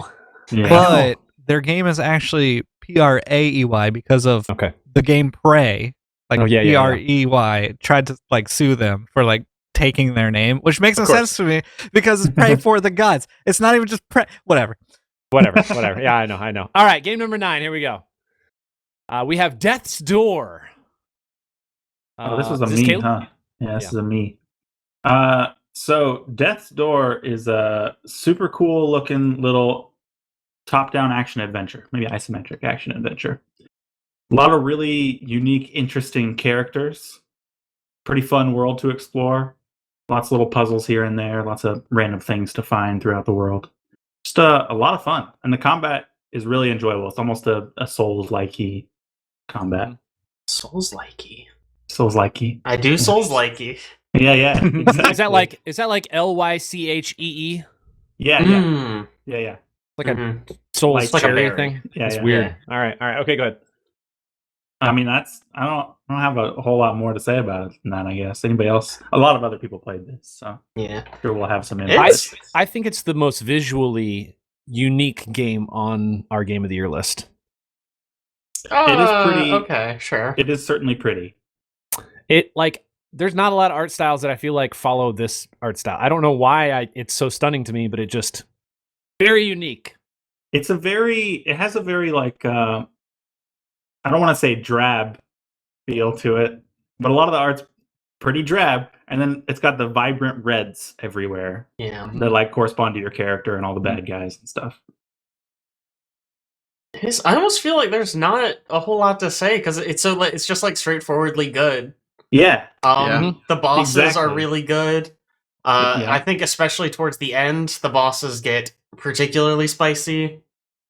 Honestly, Yeah, I it's feel really like getting the cool. grapple is such a Oh I my feel like they gosh. should have put the grapple earlier in the game Yeah. because it's so much fun to use.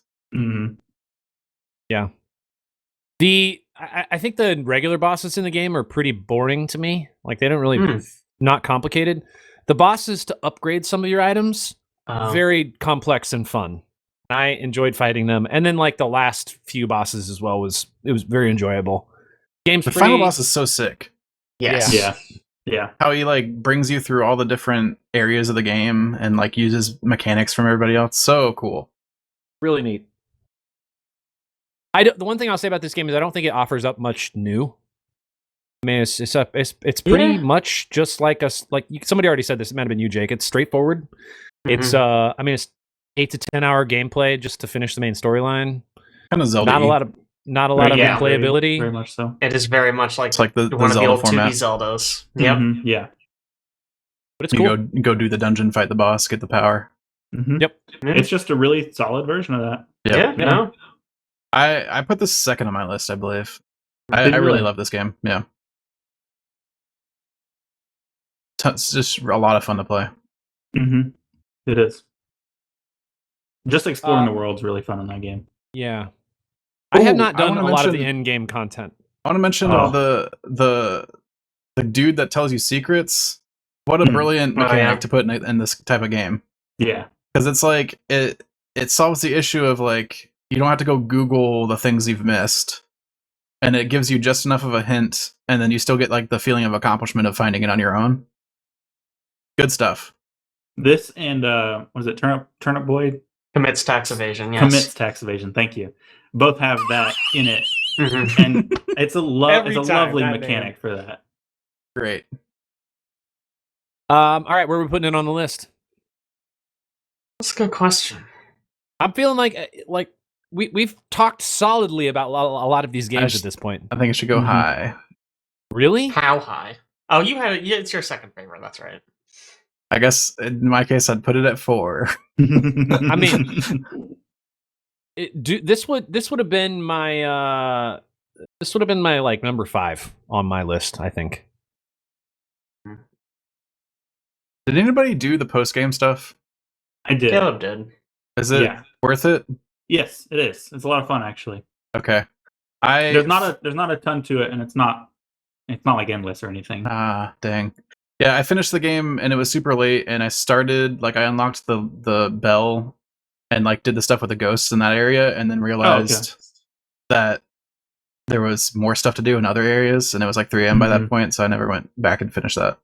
Thanks to the secrets guy, it's not crazy difficult to do all that. Nice. Okay. Going with 5? I say 6. Yeah, I don't know. It's hard. I think 4 or 5 feels right to me. Above the stuff that nobody played, but man, I don't know that this game is sold over GTFO for me. But that's just me personally. Yeah. It's just not offering enough new. It's pretty, it's fun, it's simple, but it's not incredible. Anybody? I don't know. I could put it 4, 5, 6. All Thanks. over the place. I have my rock. I have well, such Caleb, now trouble. we're doing your I'd very format, Caleb. So comfortably- you got to tell us where to put it. I'd very comfortably put it at 4. If people wanted to put it above Guardians, I would even take that. Wow. No, Wow. No. Wow. Wow. I think it should be below GTFO. Yeah, I don't think it can beat GTFO. Okay. Well, I 5 then feels good to me. I'm okay with 5. Jake, if you're okay with 5, I'm okay with 5. No one's gonna vote for Forgotten City. Like 2 of us played it. It's over. It's on the list. I'm happy with it. Yeah.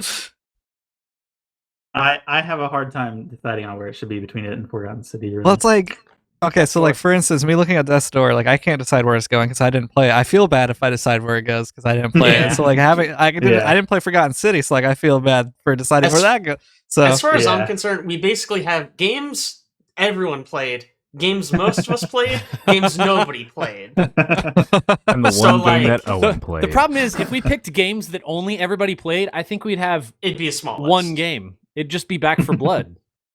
I don't know of That's any other game probably on this not entire true. list. I'm sure we've that all played all Resident 6 people Evil, played. right? Owen I probably did not throws play off a lot of Resident Evil. Alex didn't. Oh, you didn't. Oh, It's you didn't. spooky. I didn't either. That's what I'm saying. I think there's You only did. one Most of game us. on this entire list that all 6 of us played. Man, I that couldn't sucks. get through Resident Evil. What was it, 7? Man, this I'm format hurting sucks. inside. I'm hurting. You inside. guys All right, know here we my go. opinions on it. The podcast is over. Game Oh, number we've- 10. Here we go. We found a number 1. It's over. We have Hell Let Loose. Should I just go ahead and put this at like a 9? I don't care. This could go at 10 if you need it. This game, I just needed to talk about it. Okay, this game is like, yeah. You guys ever heard of Squad and how like ridiculous it is, and how like you basically are shot from nowhere, and like there's just a ton going on the Or battlefield. Arma, yeah. This game, I think, really does the feeling of crap is hitting the fan. Everything is just blowing up around you, and just like you don't know what's going on, but you somehow have this grasp of what's happening within this, like the circle of fight that you're in.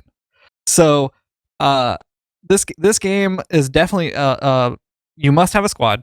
If you're playing the solo, you probably won't like it. But if you have like a squad of people that are gonna like get into this and like actually choose different roles, the officer, the engineer, support, medic, I think this is a really incredible game to just kind of kick back and just get down into the dirty with it, with just blown up tanks or trying to take over points. It's really cool. It's a really cool game. 30 minutes in and out. Sorry, So, like, if you're- every time it's a war game. If you were to compare this to Battlefield 5, are they similar? I Like think a this- similar. I think Or okay. Battlefield 1, sorry, is a better comparison, Oh my probably, huh? God. Okay, No, this yeah. game's way more on the sim end than the arcade end. Yeah, Okay. it's definitely slow paced. You can literally get shot from out of nowhere and you don't even know what happened. I was actually talking to I didn't even realize this. I was faking like it was my first time playing, and I was talking to the commander, and he was giving me all these tips, which some of them were actually really helpful because I didn't know like what I was doing really. I had played like maybe 4 to 5 times. While he was talking to me, his voice just cuts off and he hits the floor, and I'm like, what's going on? I gotta run. And so I found him later, and he was like, yeah, man, this game sometimes is just BS. Like, kept going. This is a good game. Good game.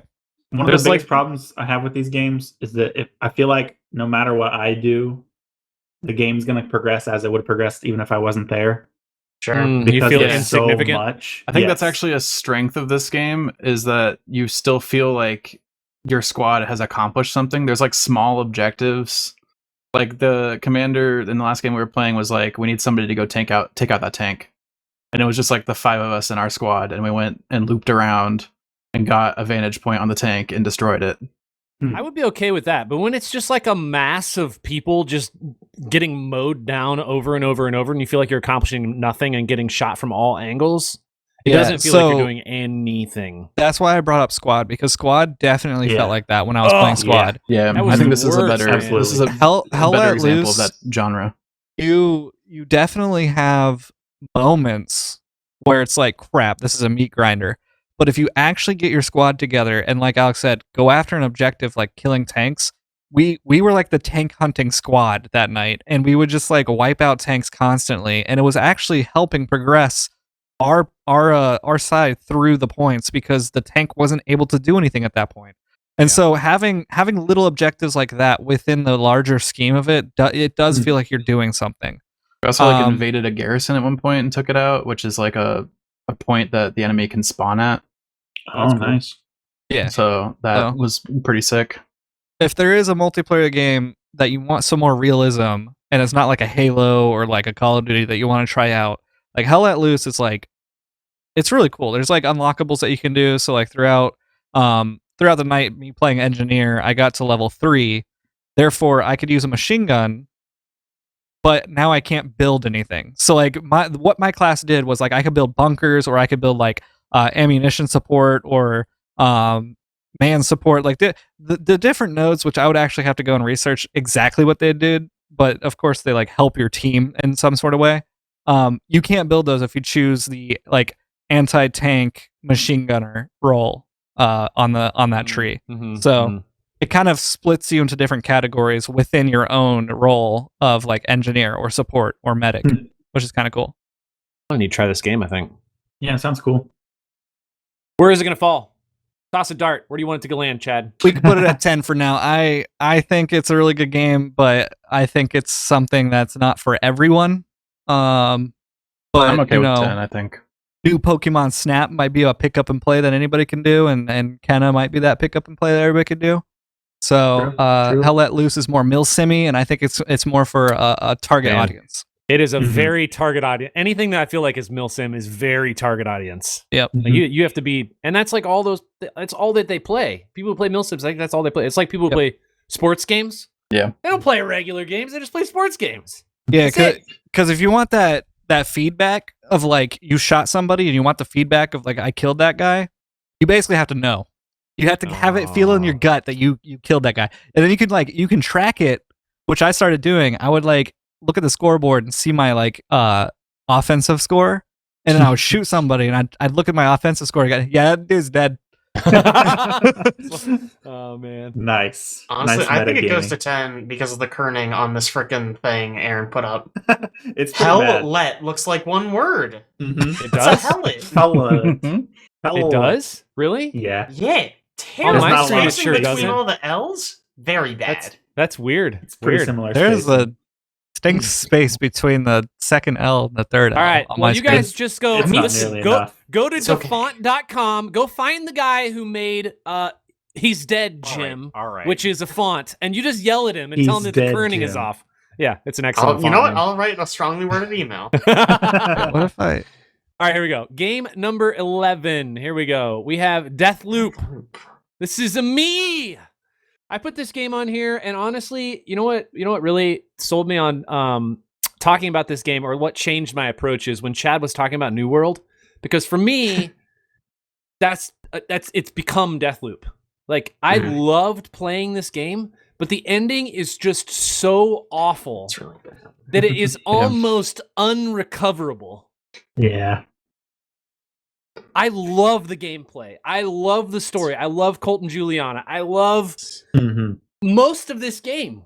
But the ending is just so lackluster that it's like, I mean, you almost ruined it for me. And I feel talked. Go ahead. No, go ahead. What were you going to say? We've talked about this game at length and our issues with it. Yeah. And even the ending being as bad as it is, if the game were better in all the ways that we've talked about, all the little tiny changes that they made, this would probably be game of the year. Yeah. This Yes. actually, I think this might have been my biggest disappointment of the year. Not that it's super bad, but My that sex I life. thought it would be like amazing, and it was Yeah. only pretty good. Well, Yep. was it only pretty good up until the end, or was it only pretty good after you experienced the end? I mean, so the ending's bad. I'm not going to defend that. For me, the biggest issue is that it doesn't let you figure stuff out. It's like, here's like an interesting puzzle, and if you walk here, then here, then here, you will solve it. True, And I'm true, like, true, true. oh, okay.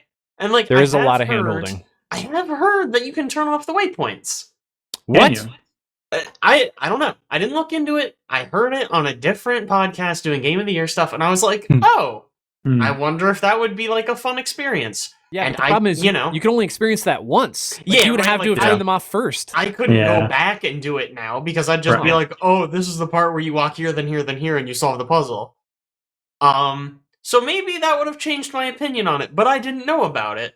I also don't know if the game conveys stuff well enough that it would have worked. Yeah. I feel like there's one part where you gotta look at a bunch of graffiti that I feel like without some waypointing I would have been very confused about. Hmm. Because even with the waypoints, I was kind of like, what am I doing and why am I doing it? Why does Colt think this graffiti's important? I don't know. But yeah, that is my biggest sticking point, is that it was a little too like, go here, do this, go here, do that, go there, do that. Yeah, Let me very just tell you what to hand-holdy. do. Especially, I man, think- because putting together the perfect loop should have been like a really cool puzzle that it built up to, that I felt like I earned. But once I completed all like the little objectives, it was just like, okay, step 1, go here and do Yeah. this. Step 2, Yeah. go there and do that. And I was like, man, I wanted to feel like a clever boy. Yeah. Mhm. I think the thing that saves this game for me is the fact that they have Deathloop in quotations, because I think that's the whole game. Like everything about it is like slightly in quotations. Like, oh, it's a time loop game. Oh, it's Yeah. a puzzle solving game. Oh, it's a, you know what I mean? Sure. Mm-hmm. To me, like the reason I have it on my list is because I still love. I think Colt and Juliana, honestly, they should have they deserve to win the Game Actors Award, or the whatever it was for the best actor in a game. Best performance. Yeah. Best Yeah, I performance. Thank agree. you. Incredible. For sure. They did. They They were did do a awesome. phenomenal job. I think And the dialogue written for them was really good. Oh, Yeah. it's so good. And the honestly, the maps were fun. I felt like they were very dynamic from like the different types of day. I think they felt generally different. The gameplay mechanics were fun. The abilities were fun. It was kind of like playing whatchamacallit, Dishonored. It just not as good, and with the time loop, Yeah. and then the ending just freaking screwed it all up. And Yeah. I couldn't not let this be on my list, but I also wanted it to be on here so that I could be like, yeah, this should be like probably number 10 or number 11, or maybe number 9. I don't know, somewhere in there. Man, it's not even that the ending is like just so crazy that it's bad. It just falls so flat. Yes, It's just that's the nothing. issue. There's Yeah, nothing there at all. It almost feels like they forgot to do an ending a little bit. Like you get to Yeah. the climax and Yeah. they're just like, okay, shoot them, and you do it, and they're like, okay, done. You did think- it. Game over.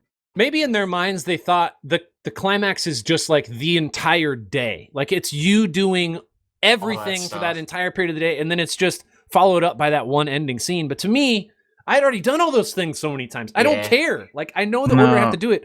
I Because need you're to looking care. for answers to questions, and they don't Yeah. answer like anything. No. Yeah, no, No. it's like why Besides who did Juliana Colt is. come back? Why was he Oh. in the first place? What's up with Juliana? Like, what's her?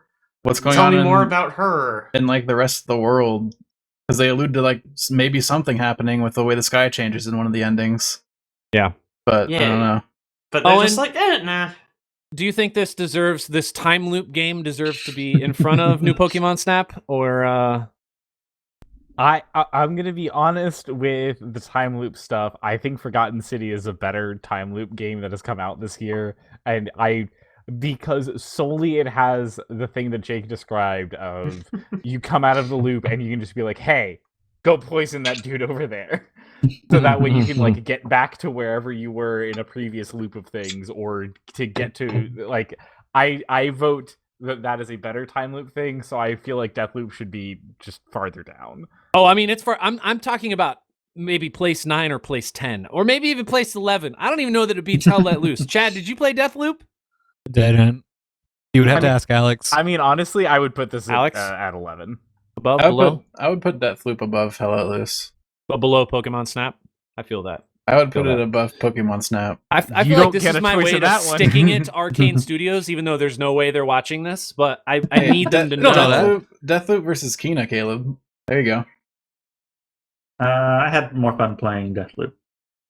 Ouch. Oh, so we're moving up to 8. Fucking hurtful, man. I mean, that's just how it is. I'm fine with Like, it.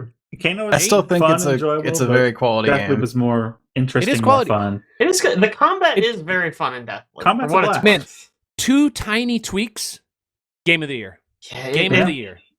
It's so frustrating Just because so it many really small does things. feel like it's like it's this freaking close to being know. like amazing, and it's not quite. And because it's not amazing, it's just like so much worse. yeah, Why don't Because you it's just that like close. play through the game, and then when it's about to get to the end, just Alt F4, and then like just create your own turn ending. yeah. Create your own It's not ending. just the ending. though. Imagineer It's just a lot of No. small stuff. I know, It okay. is. All right, I put it at next? number 8. We're going to game number 12. Here we go. What we got? We got Bowser's Fury. This is me. Yeah. This Jake, game by the way, slaps. this is the one.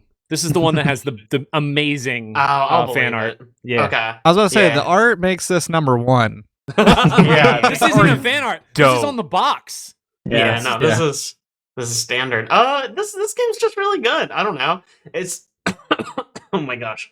It's a little bit more of like almost like an open worldy kind of Mario. Like I know Odyssey was kind of like that, but you still had to like transition between worlds. Whereas in Bowser's Fury, it's all just one big connected thing. You just like you go to Island 1, you're like, oh dude, there's all these spinny platforms. Let's go. I love spinny platforms. And you go and you do that, and then you head on over to Island 2, and it's like, oh dude, there's a giant ice skate here.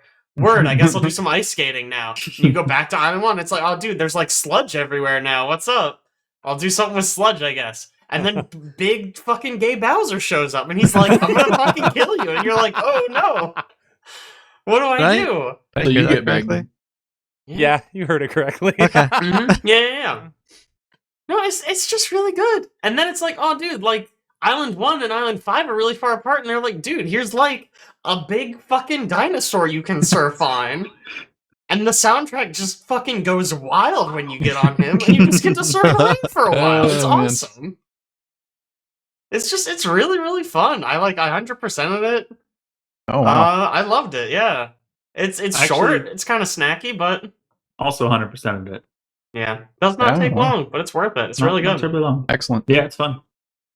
You do, I mean, it's expensive because you also have to buy Super Mario 3D World, which I Odd don't decision. love. Yeah, Also, it's a I- Nintendo title, so it's never on sale. man, Yeah, if presumably. it was a standalone for $20, They couldn't possibly Maybe. justify selling like what is essentially almost a mainline Mario game for $20. They had Yeah. to group it somehow, so you had to pay like full price. $60. Yeah. Yeah. I don't know. It's so weird because it does kind of drag it down for me. Like 3D World's fine, but I really didn't love it, to be honest. Like it has like 5 really good levels in there, preceded by like 80 not great levels, like just kind of boring, super easy ones. That's not really the game I care about, but you do have to pay for it to get this, so I kind of have to. Yeah, So my where are you other guys? real comparison to this is Odyssey, which I just Yeah. like a lot more. And there's a lot more of it. Yeah, So it's True. it's a really hard comparison for this game. it is. It's hard to argue with that. Odyssey has a lot more traversal. Mhm. Because you got the dive and stuff. Yep. And obviously Got the there's hat. so much content in Odyssey. Oh my god, fucking buck Mhm. wild. But I think this is like a really interesting evolution of the Mario concept because it's Sure. all interconnected. Yeah. I do like the world, the way the world's built. It's a lot of fun. Really interesting. Where we Where do you guys feeling? think it lands? Yeah. Mm-hmm. Caleb, you go first. I'm dying.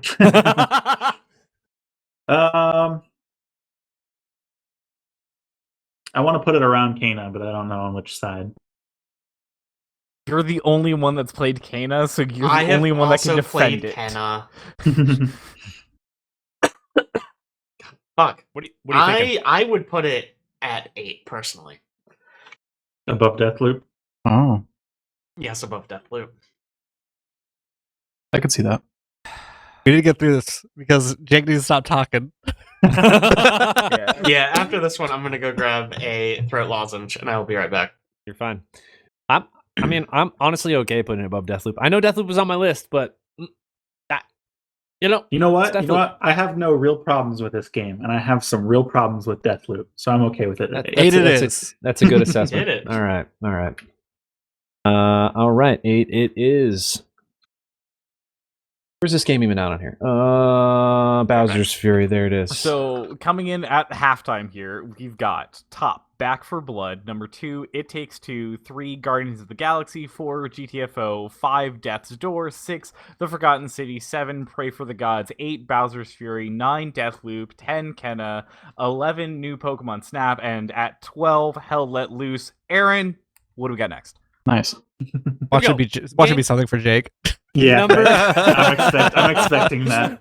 You know, before I jump into this game, honestly, just like off the top, I think this list feels pretty accurate to what it would be if we had these games in the bracket so far. Yeah, I think this can is we definitely the do- same as what we would have gotten in the bracket. Can we do a Can we do this again with the bracket setup just later?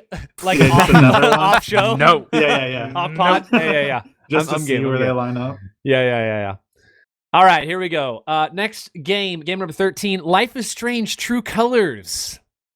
I 100% believe that I the bet that's background was cheap. moving when you I clicked know, onto this. dude. Right. Honestly, this poster Every time looks you look at it. amazing. Yeah. Life is Strange True Colors. Essentially, what is Life is Strange 3? I believe I'm the only one that touched any of this. Yep. I think that they actually managed to do something really cool with Life is Strange, which I didn't think they were going to be able to do again, which is figure out a power that I guess is not turning back time because they're restricting themselves from using the same thing that they used in a previous game, and then still having like some sort of gameplay importance. I guess the way I'm mostly going to describe this game is in relation to the second game, which I didn't like very much, because I adore the first game. Second game is kind of bad. Second game, your power was like telekinesis. You didn't really get to use it. It just kind of came up at plot pivotal moments. Wow. That's the- awful. The characters in that game go on like a road trip, so all of the secondary characters show up and kind of disappear constantly. And so you never really get to expand your relationship with them or like develop them in any way. Whereas this game all takes place in one place again, like the first game. I think the characters are really good. It's a great setting. It's a town called Haven Springs in Colorado. It's like a mountainous town. The whole thing basically takes place in this one small Main Street strip. That's just basically got like a general store and a flower shop and a bar, and that's kind of it. And your power in this game is empathy. So you read people's emotions, and through that you can figure out like how to approach talking to them, kind of. And then you can read either them or like maybe objects around them that might have emotional significance to them and figure out maybe something that happened to them in the past, or you get like a snippet of audio dialogue or something that will inform you about the situation so you can make proper decisions on how to move forward. I think it's a really interesting mechanic that at least makes you feel like you're like sleuthing and gathering information and using it to your advantage and having some sort of gameplay impact. Even if I bet if I played this again, it might play out very similarly. Like, I don't know if it would actually make that much difference, but the story is good, the characters are good, and the main character's name is Alex, which is a bonus. So everybody talking to me was always saying, "Hey, Alex, what are you doing?"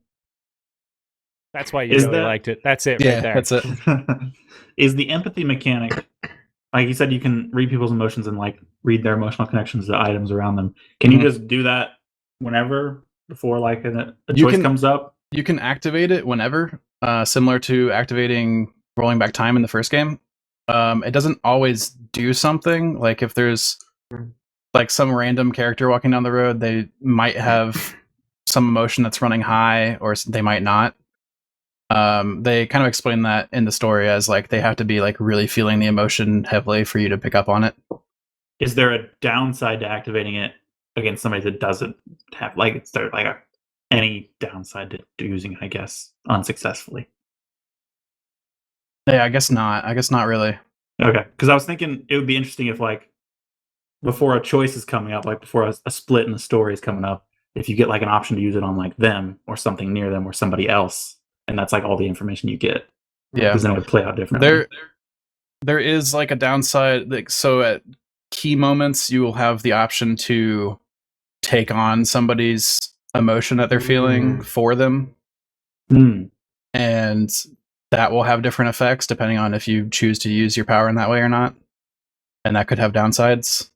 So do you like suck out their happiness? It's never So is that what you're happiness. It's never Would it be happiness. happiness though? It could. There's I don't actually know like why you would suck a different one. That feels like the one to suck, you know? there's like a story moment where she sees somebody experiencing like pure joy, and it's actually kind of sad because she didn't know what that was to begin with. And then like she like empathies it and realizes it's just like utter joy, and she's like, oh man, that's a crazy emotion. Like, wow, my life is apparently very sad. Yeah, I mean, she's like a foster child who's been through the systems, like some abusive situations, that kind of thing. It's pretty heavy Stick stuff. by what I said. Profoundly sad. Yeah. Mm-hmm. It just, man, I'm glad it sounds like they nailed this one, because I also loved the first game. Yeah. And I played the first chapter of the second game and went, I don't think this is gonna do it. Mm-mm. I will say I don't think it's as good as the first game, but I've seen some people say it's better in their opinion. I don't think it's as good as the first game, but I definitely think it belongs somewhere on here. Where do you think this falls on the list then, sir? Where would you like to place it? If you want, I can put it down here like 22. We could start, populating from the bottom up if you feel good about that. I would put it at like. This is what you guys have been talking about, where you're trying not to step on people's toes. I don't know, like 10. 10. You put it behind Below Deathloop? Deathloop? I would. That's like the big question. Is it above? Is it better or worse? Is it than better Deathloop? or worse than Deathloop? Man, this makes me real sad about Deathloop. but also justified that I put it on here. Yeah. I feel, I'm leaning towards putting it above Deathloop, but I also might have recency bias. I don't know. Yeah, that's always the thing that I have and worry about. Yeah. It's okay as long as you don't put them above any or put it below any of Owen's games. You're good. You're good. Look, I'm just happy that Hell Let Loose is going to mean that I'm no longer going to be in 21 to 24. I at least got 20 to 23 now. Yeah, I've had a pretty big connection to this game, I think. I don't know. I'd put it at 9 maybe.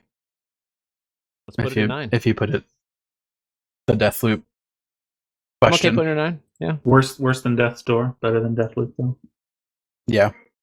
And then the other ones you haven't played, so it's hard. I'm hard to do that. starting to get a little worried that just like the more mediocre ones that we don't feel super strongly about, but we've all played, are gonna take it. Because the ones that people are more passionate about have been played by less people. Yeah. I don't know. I guess we'll see how it plays out, but it is something I'm starting to get a little nervous about. Just I mean, wait the till I thing get is, to though, like- Haven and cry a lot. Like this is Yeah, gonna I be mean, great. but the thing is, like, if you remember, when we do bracket stuff, those games too, like, it's only one person. They're passionate about it, and then 2 people are like, yeah, sorry, but it's not as good as this one game that's number 4 on our list. I guess. We'll see. We'll see how it pans out. Yeah. All right. Here we go. Game number 14. What do we got? We have Inscription. Oh, finally a That's game neat. that goes towards the top again. Here we go. Yeah, so Inscription is a little bit of a hard game to describe. It starts out as a roguelike deck builder. That really enjoyable roguelike deck builder. It's got super creepy vibes. You're fighting this unknown creature in all these battles, and he puts on these different scary masks to represent different characters. It almost feels, that part of it almost feels like a D&D almost Sure. feel to it. 'cause He he's playing is these different essentially the characters. dungeon. I mean, literally, Yeah. you're like trapped in a dungeon, and he is the Mhm. master of it. Yeah. And then you can like get up from the table and walk around the cabin that you're in with him and manipulate various things throughout it and unlock new cards that way and stuff like that. And then it kind of takes some different turns throughout. I guess how much are we talking spoilers in this? It's game Are of we- the year. are we Does full anyone here spoiler care about in these spoilers? Has game of the anyone here years? not played it that wants to?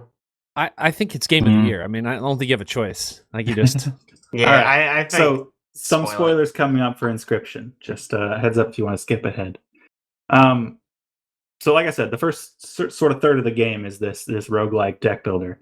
And then you finally beat the person you're playing against, and the whole world kind of shifts, and suddenly you're playing this little top-down game, but you're also playing with the same sort of mechanics with the cards, because you build your deck.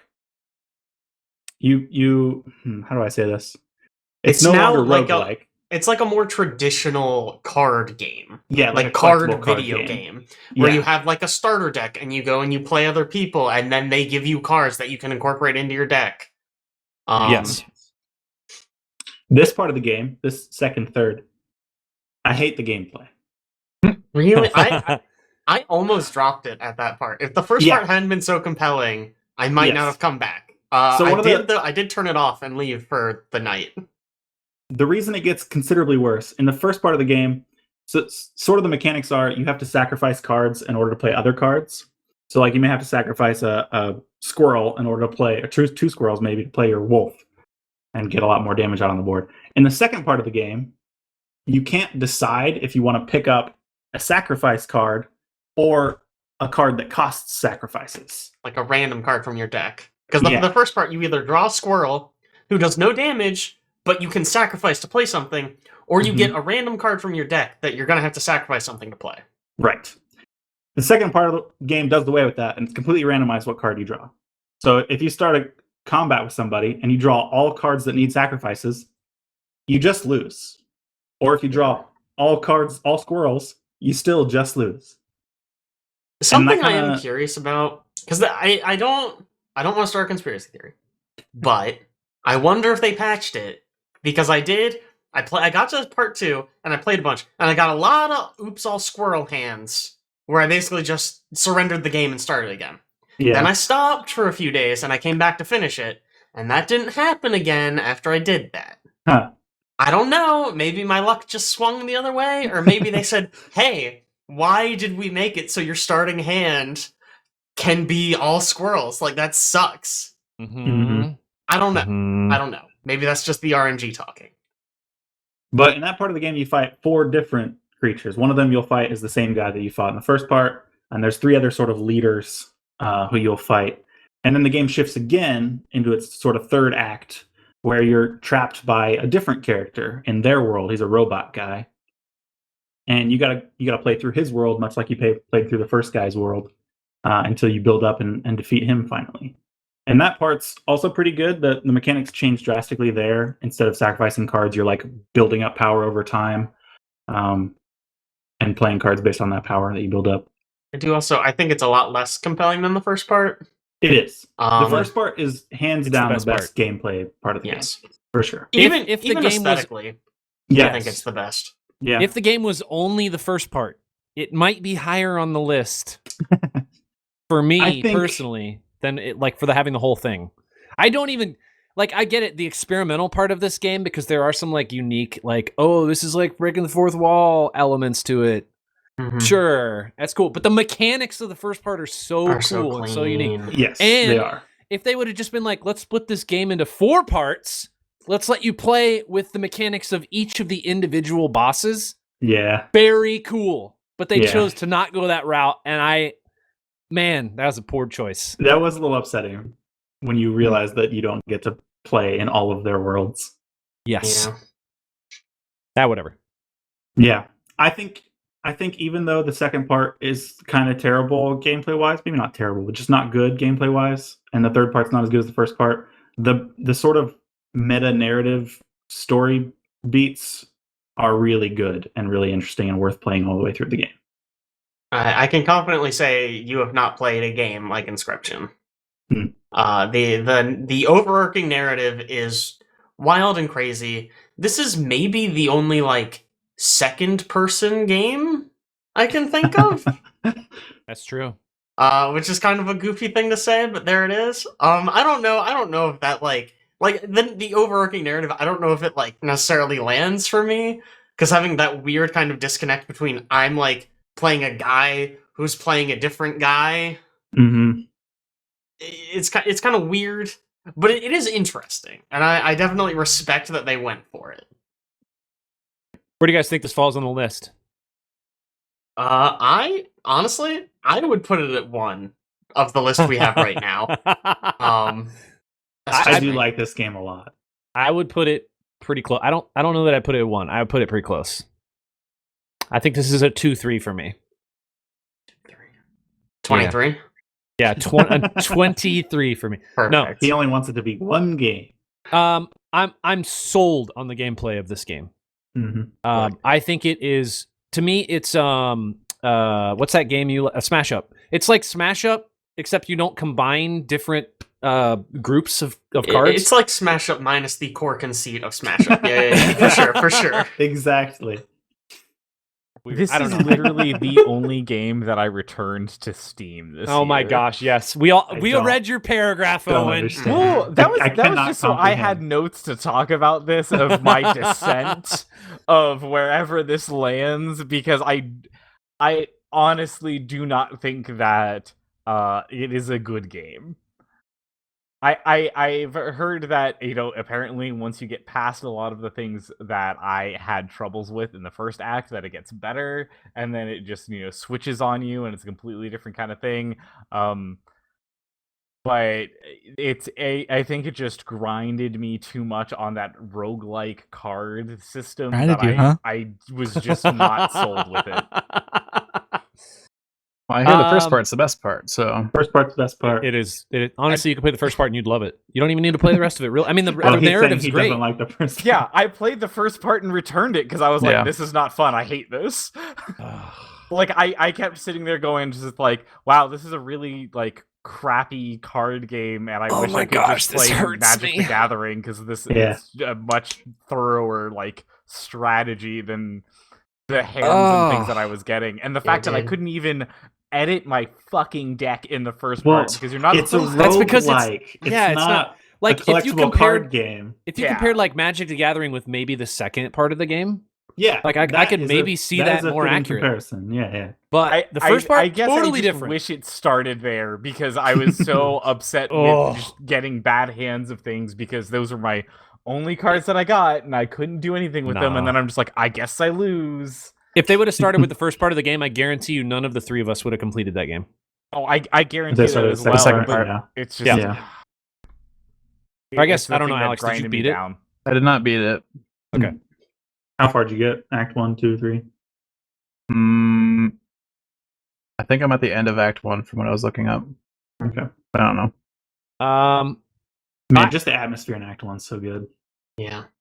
I never touched the new mechanics, so You would know if you hit Act 2. It's Yeah. not. It is You not a would subtle definitely shift. know. Mm-mm. Where It's a are we change. putting this at? I think it goes lower than you think. Decision. Like 4? 3, 4? Chad 3, doesn't like 4. 4, 5? Just keep. I want this game as far to the bottom as I can get it. Wow. Oh my gosh. I definitely wanted it above Death's Door for Really? sure. Okay. Yeah. I put think it below Death's deserves. Door. I think it I deserves wanted to be above Death's Door. GTFO. I think I I'd- wanted above Guardians. I don't know that I'd put it. I mean, I don't think I'd put it above Back for Blood. I don't know if I'd put it above It Takes Two, and I didn't play Guardians, so it's hard for me to judge that one. Which means for me, it either has to go. But now I'm at 3 or now I'm at 4 or 5, I guess. I think I'm at 1. I think that's where I'm going to end up as a 1. I also think it's a 1. Wow. Tough. 2 1s, a bottom of the list. 2 mids. Can we like meet a middle ground here?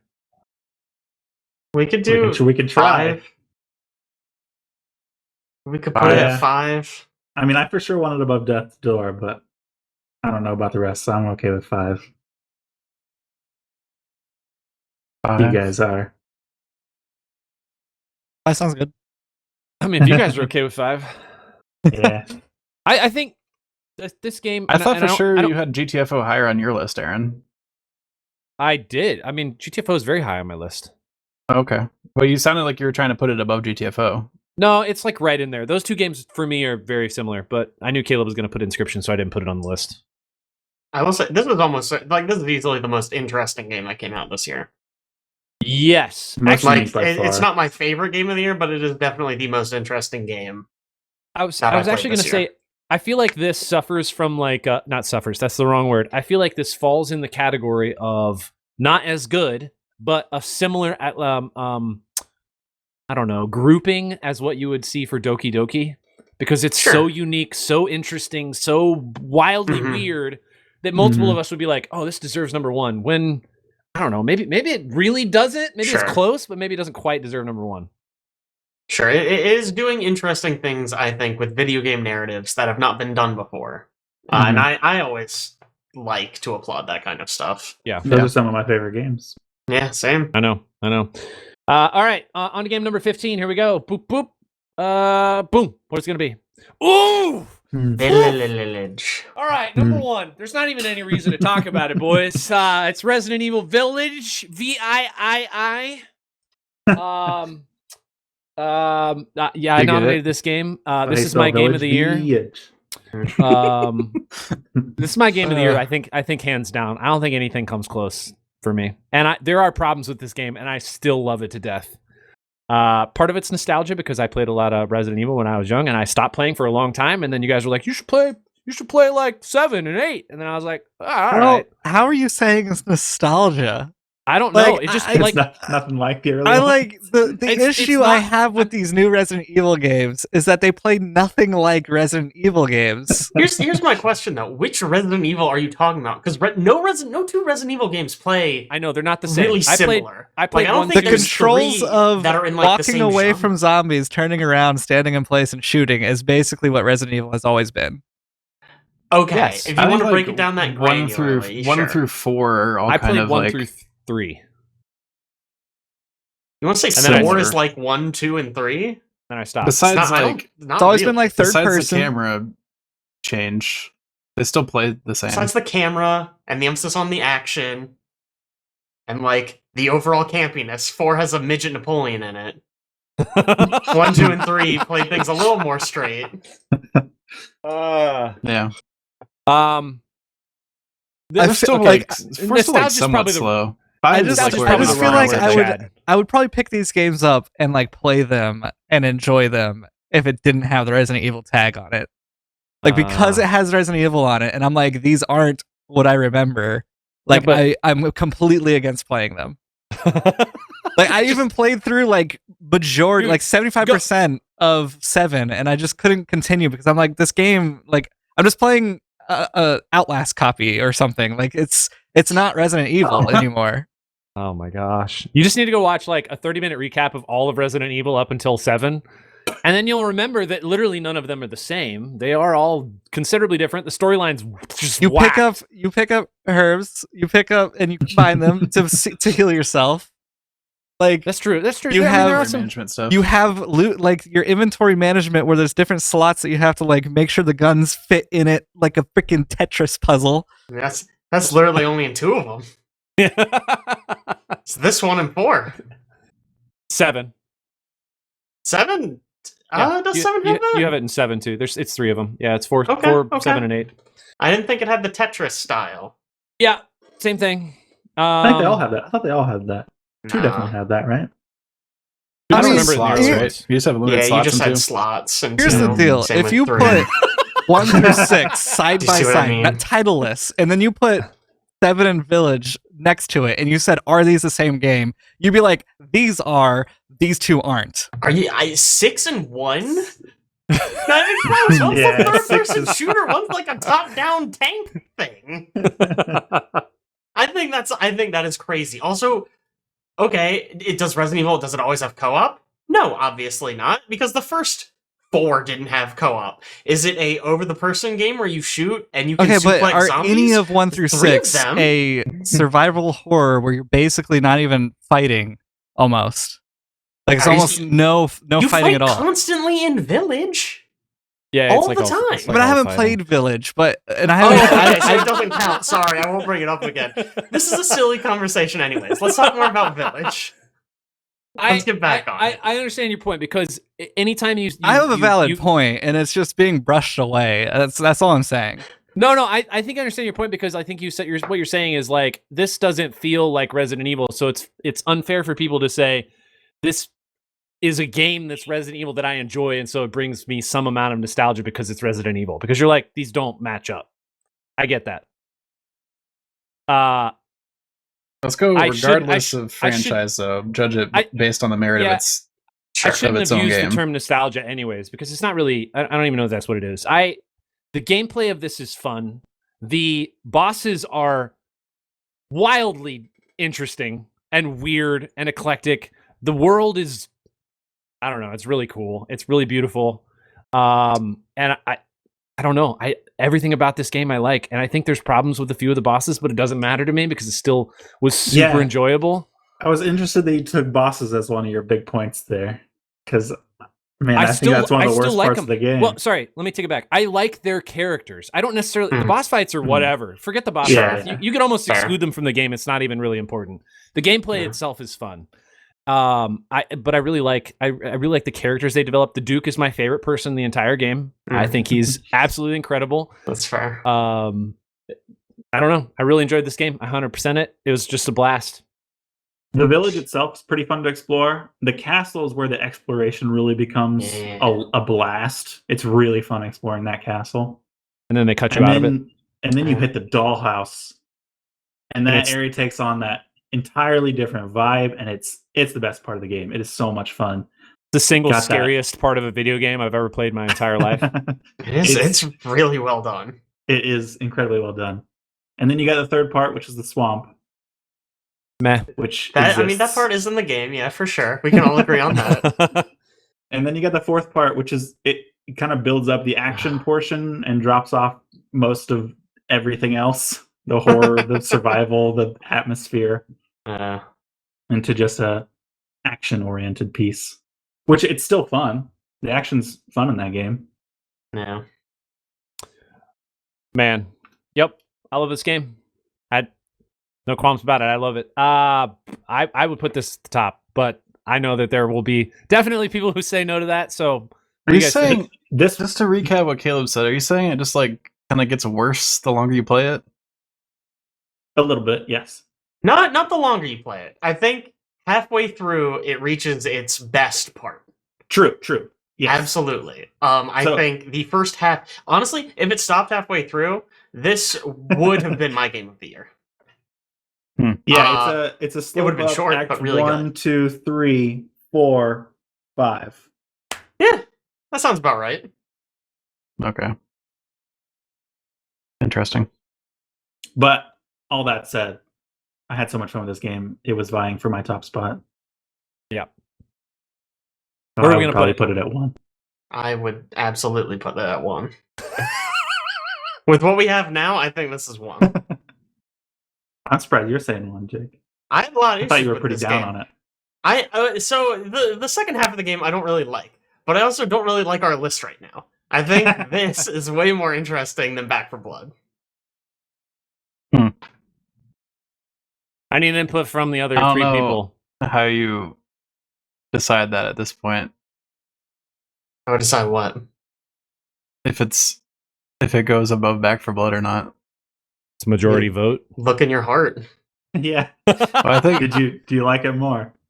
I think it'd just be a Easy 3-3, right? If we did a vote. Then we flip a coin and it goes above or below. I mean, we do the same Ugh. thing every year when we get to a 3-3 vote. If there's 6 of us in the bracket. I mean, the problem is 3 of us have played it and want to put it at 1, and 3 of us haven't played it. Yeah. But you guys also like Back 4 Blood is the thing. We do. But I we want don't to put it like- above Back 4 Blood. I don't like Back 4 Blood as much as I like this game. Yeah. But it's a community list. It's not your list. Yeah, but this is the problem. Then Back 4 Yeah. Blood wins because we all played it. Yeah. Yeah. And I don't know that any other game on this list satisfies all that played it. requirement. This goes Yeah, back to that's what right. Jake was saying earlier. of just- Yeah. Where it's just gonna be, what do we all play? Game of the year. Great. Yeah. Yeah. I mean, if you think about it, last year, same thing, the exact same thing happened. Everybody played Hades. Yeah. Hades won. Not that it didn't deserve to be number 1, but there were definitely contenders. It was just there because everybody played it and everybody upvoted it. There's just more contention in this version. Yeah. There definitely is. I Because we mean, vote for every placement. yeah. What are we doing, boys? 1, 2, 1, 2, 10? That was a joke. We're not putting it at 10. It's not going to 3. One says 3. I'm telling you right now, it beats It Takes Two. There's no way it doesn't beat It Takes Two. I can't. I mean, It Takes Two is kind of like a perfect experience all the way through, whereas this game sounds like it has some serious flaws. Yeah, but the good parts of this game are so much better than the good parts of It Takes Two. I'll agree to that. Yeah, I feel that. I only played One- like an hour of It Takes Two, so I can't really participate in this. But Village is really, really good. It's my favorite game of the year, I think. I'm still at 1 or Yeah. 2, boys. We got to make a decision here. I'm at 1. Alex I isn't going to mean- like it no matter where we put it on the list.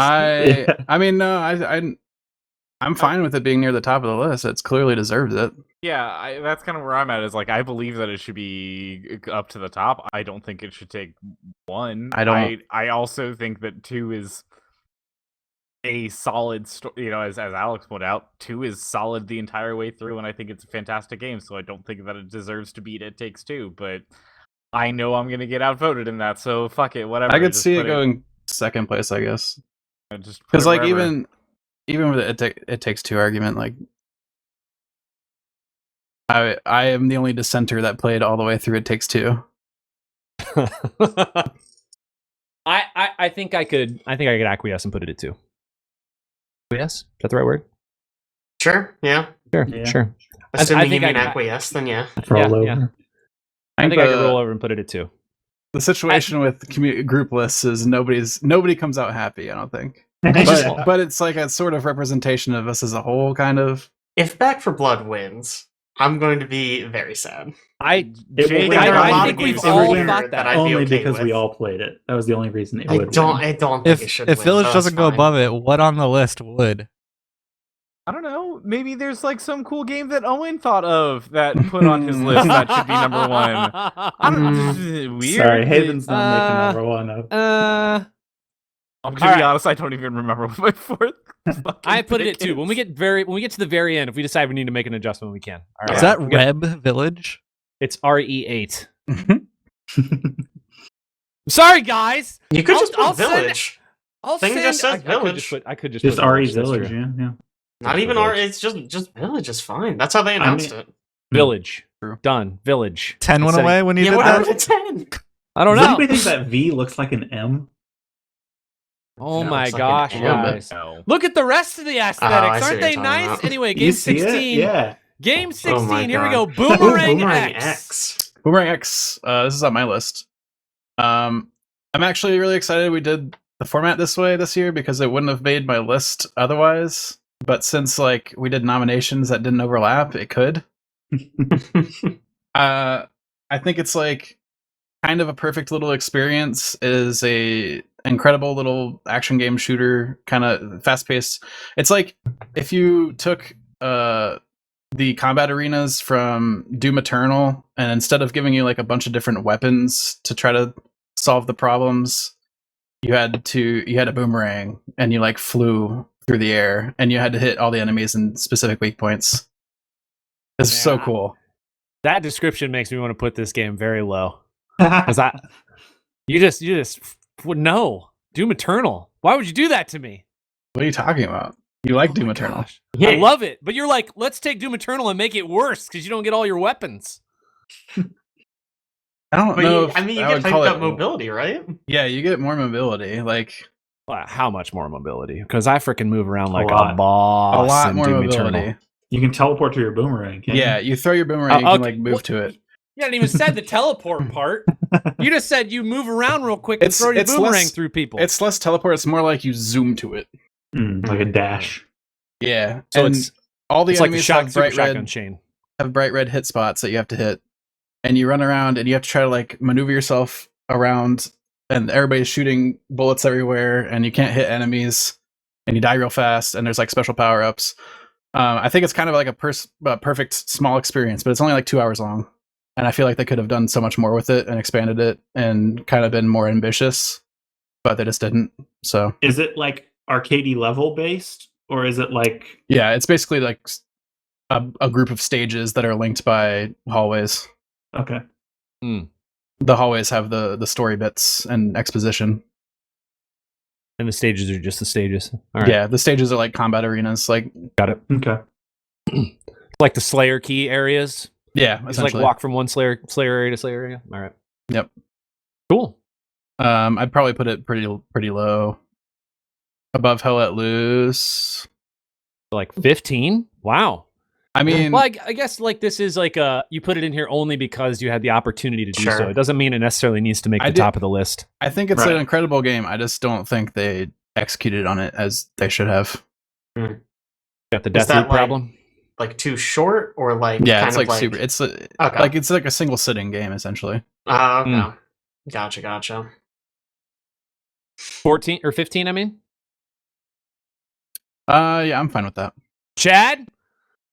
Okay. If Hell Let Loose ends up at 24, I'm fine with it. I think it was just a nice game to toss into a list to kind of highlight.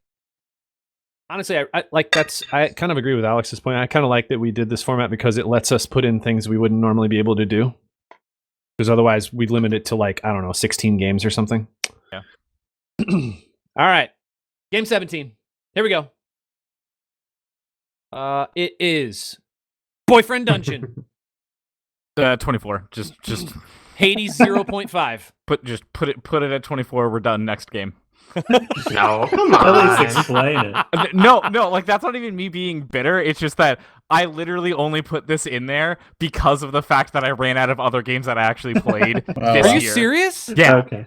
All right. Can you just It's not a explain? Can you be bad like, game. hey, this is like Hades if it just was like not as good? I mean, like I thought it was a fun game. Like you date your weapons. There are people that turn into weapons, and so as you use the weapons in the dungeons, in this kind of like arcadey dungeony feel, that you then will level up with them.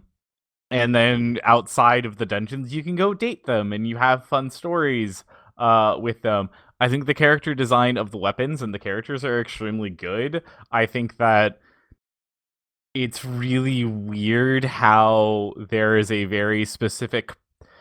This game gives you a lot of agency of which weapon you use and which people you talk to and how you go through the story, and it gets really weird how they then take that agency away because you have to very specifically go on a date with a person who's kind of awful and a terrible thing, and you have to interact with them all of the time, and it's just like, why?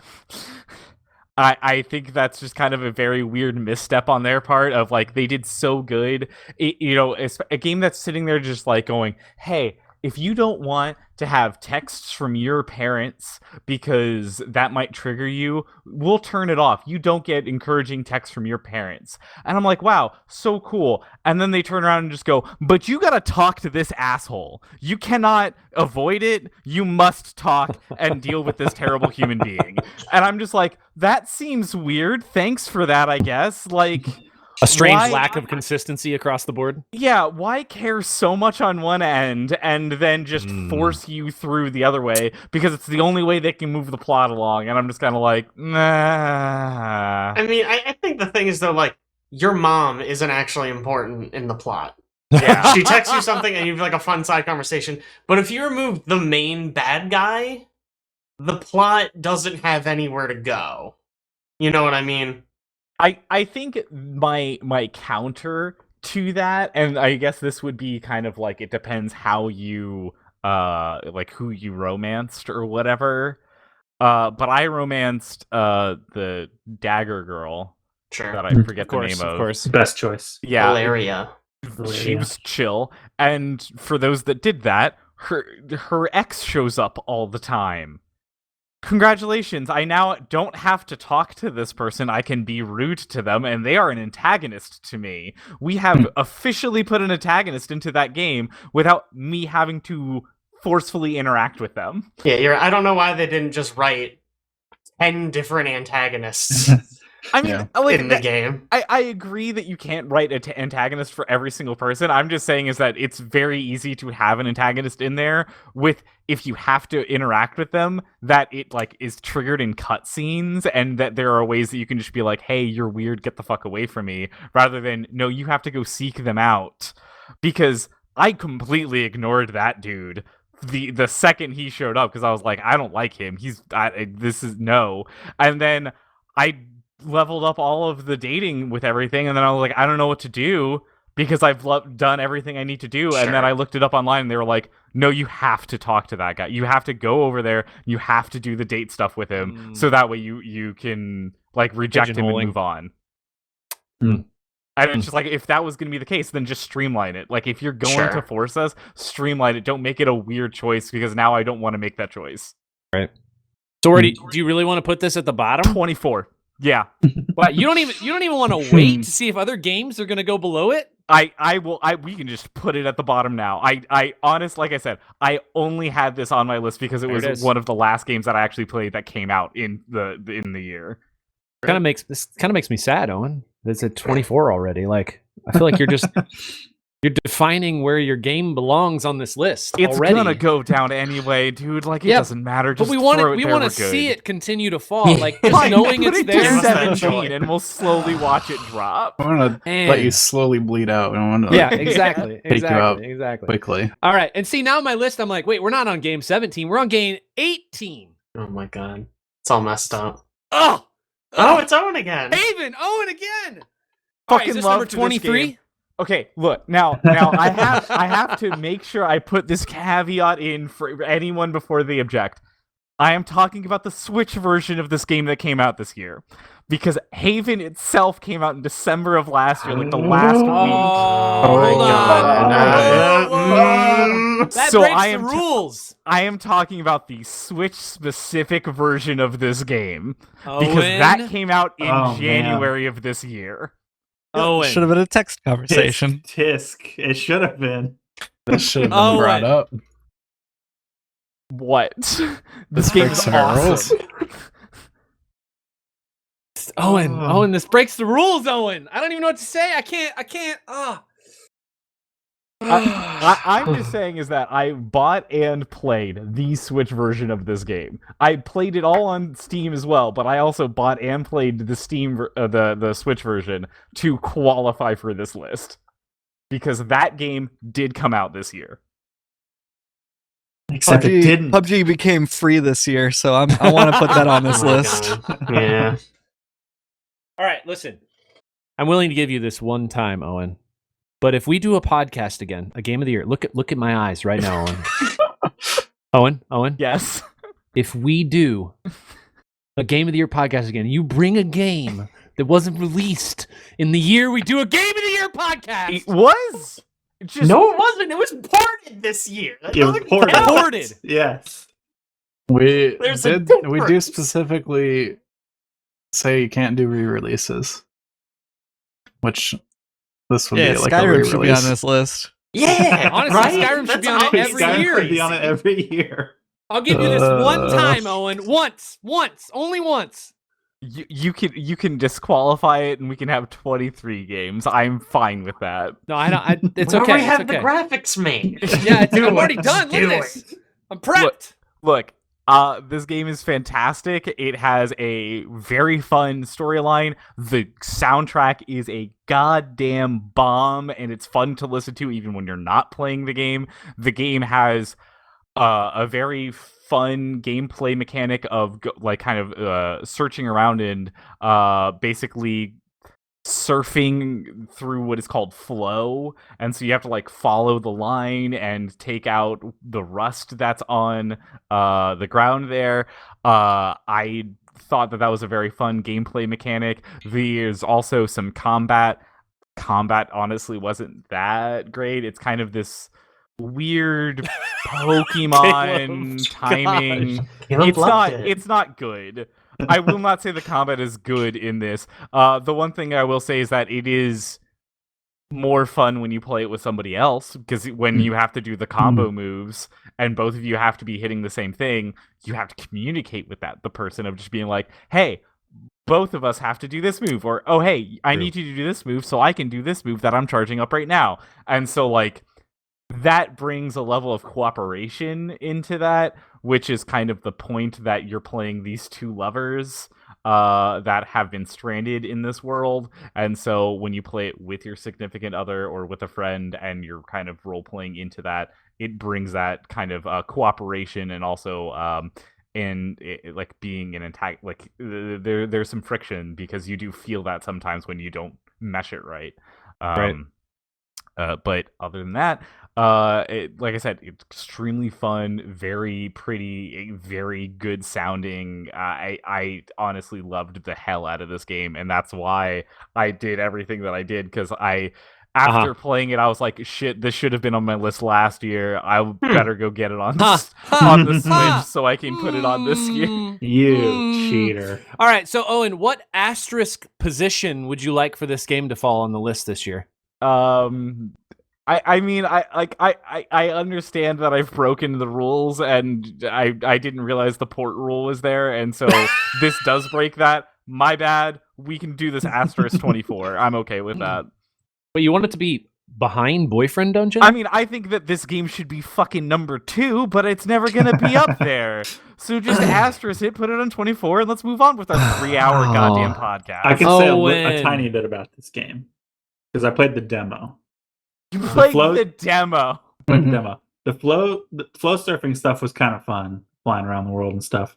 The combat I hated so much, I dropped the demo immediately after playing the combat. Wow. I was like, I hate this. I cannot. I did pretty much the same. I had pretty much the same feelings. The combat, I will say, does get better later on because you have to, like, there are enemies that pop up that you have to time things more precisely. So it's like, oh, I have to do a blast attack, and then I have to do a physical attack, and then I have to do a blast attack again, like in rapid succession from left, right, like from left character, right character, left character, and then pacify it before the next one comes.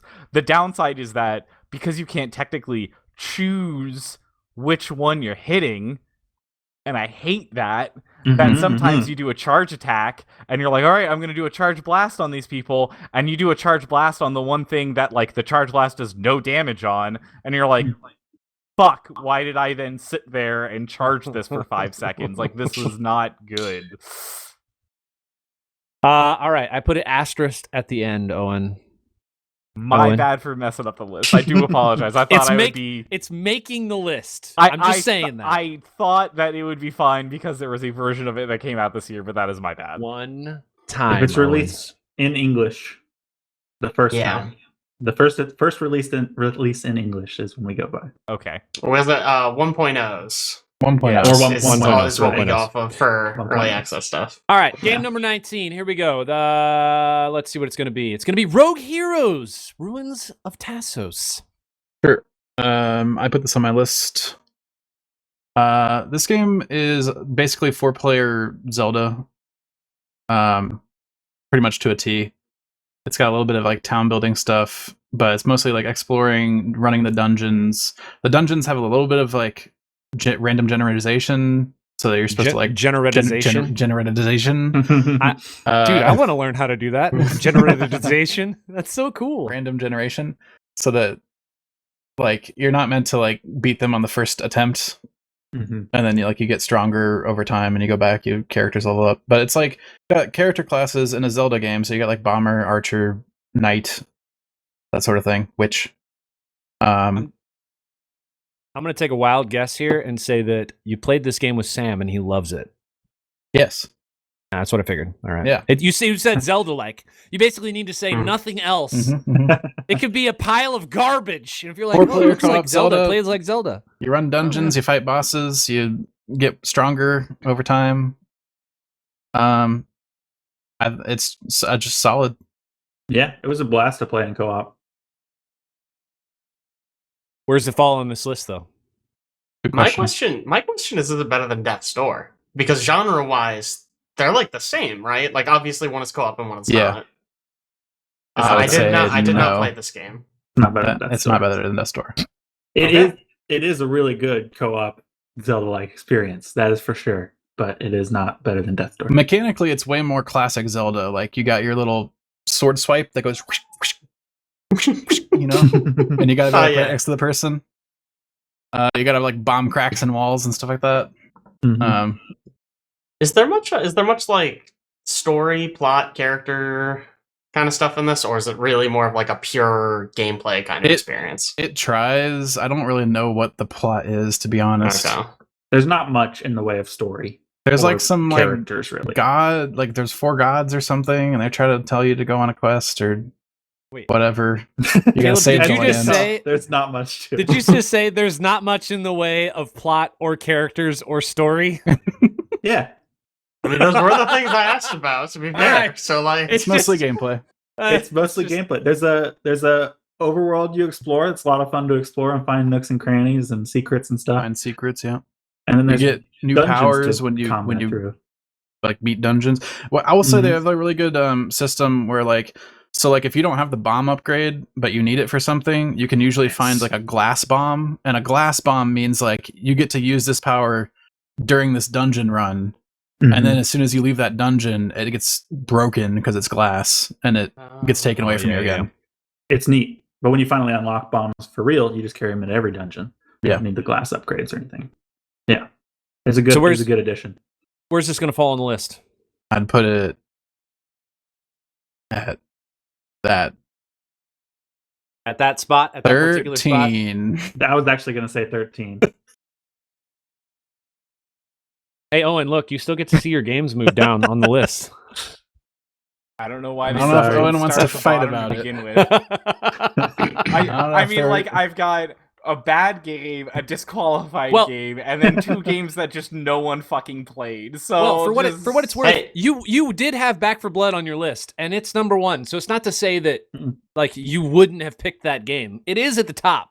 I will just say, literally half of the people on this podcast played Kenna, Bridge of Spirits. It's pretty good. You want to move it up? I did not say that. No, I didn't say that. I mean, Okay. All right, Rogue Heroes Rot. we're gonna put it at yeah. I don't know if it'll Nice. actually spell it out here because it's so long. Yeah, There's not yeah. enough room on this No, screen. that's to fit fine. the Freaking long entire- title. Bad Yeah. title, guys. Bad title. Learn to title your games better. Oh my gosh. You guys are so rude. So rude. All right, game number 20. Guys, we only have 5 left. Wait. And with that, we're down to the last 5 games of the Game of the Year Edition forecast episode. Thanks for joining us. Now you're doing that guy from the Battle Block Theater. Yes, that's kind of what I was hoping for the first time, but I didn't. That's good. I wasn't spot on.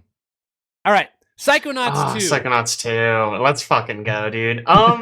This is a game that's been in the making for so frickin' long. Like, it's one that I assumed either would never come out or would finally come out and it would be terrible. But it actually is really, really good. It's really fun. They do a lot of really creative stuff with the worlds. I enjoy it. I enjoy it a lot. It is not as good as the original Hot Take, but it's still really good. The platforming is a lot more solid than it was in the first game. The first game was very floaty. This has really... The platforming really feels like it stepped up. The powers feel a lot more useful, especially in combat. The first game had a lot of powers that were basically useless. There was a shield move. I don't really know why there was a shield move. It was pointless. But yeah, no, a lot of great characters. Voice acting's great. A lot of the original cast is back, which is great. Great to hear from everyone. Everyone really knocks it out of the park. And yeah, no, just really creative. There's a level that's like a competitive cooking show where you're like getting ingredients to make this dish. And there's like a level later where you're dealing with someone's like drinking problem and you're like sailing around on an empty glass bottle. It's so creative and fun. So, I mean, I guess it's like whatever you want to make because it's Psychonauts, right? Because you're in people's brains.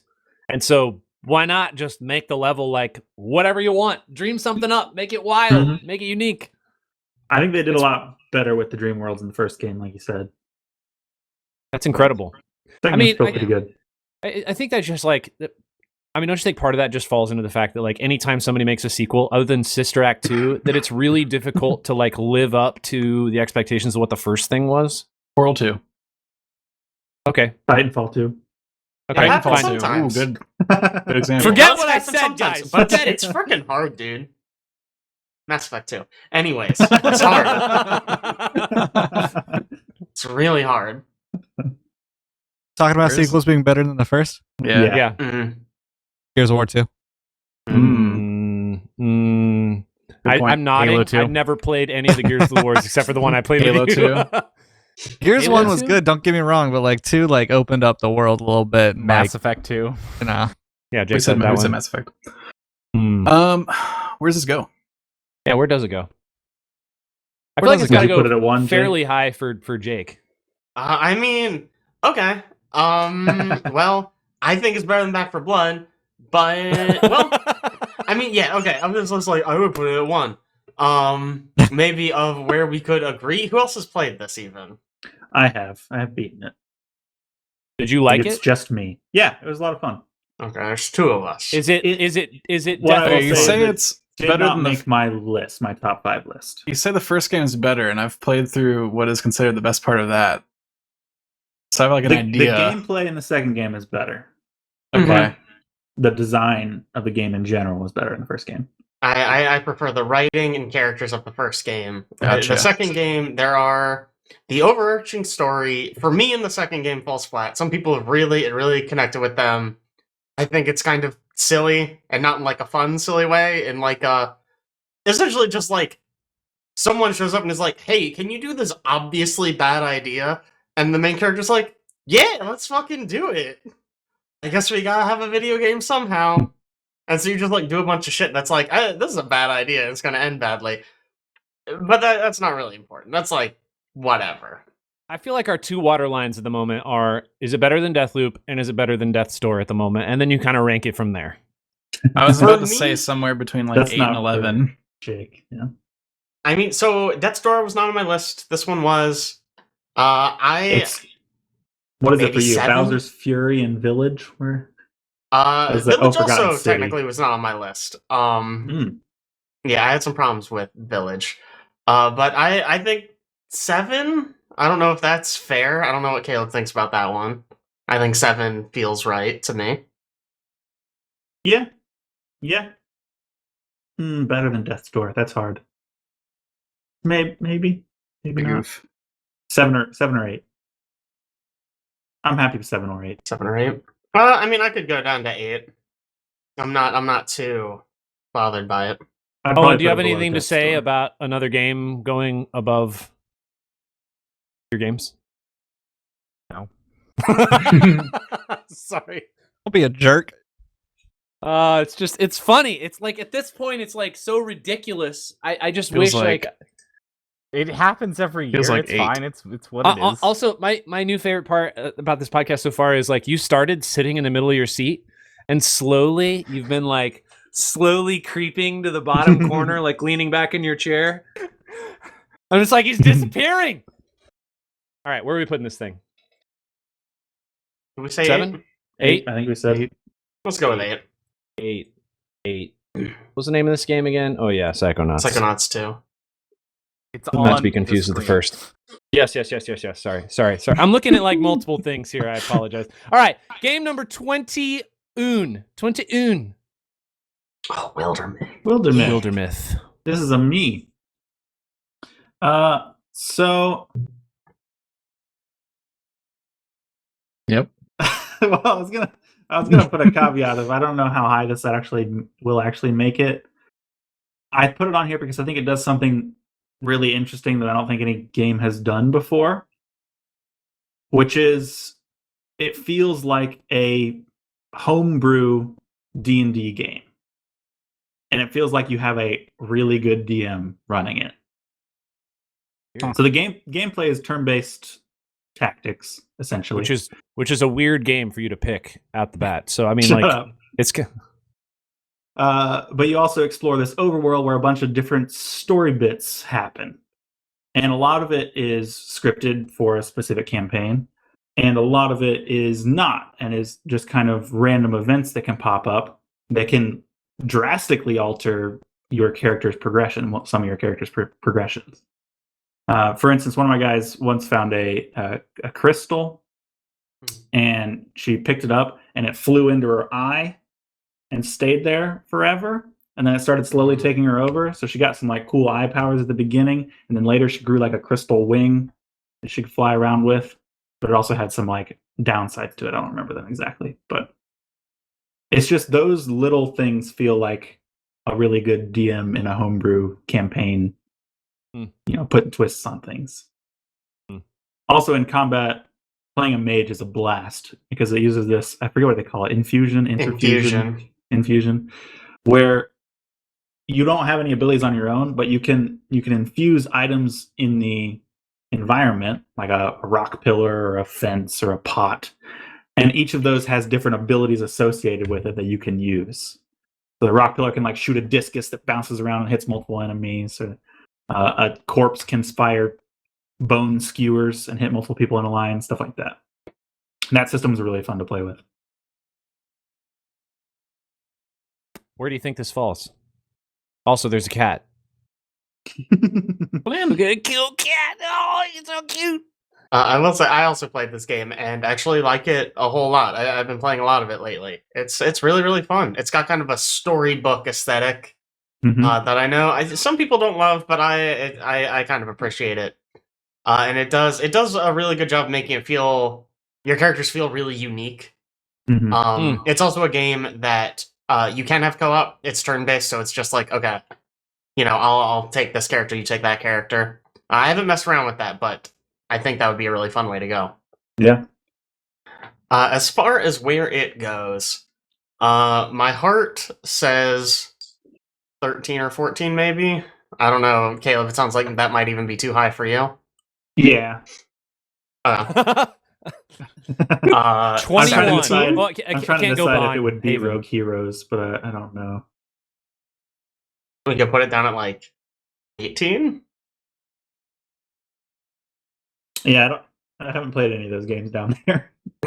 Any of the games below Kena I haven't played. Well, is it better or worse than Kano? I think better. Better.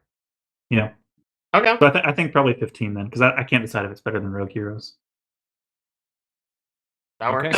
14. Let's put 14. Let's put 14. Oh my god, live a little. How about 13? 12? 14. 12? Oh my god, is it taking the number one spot? I mean, I put it at 13. But Worse than Deathloop. Got it.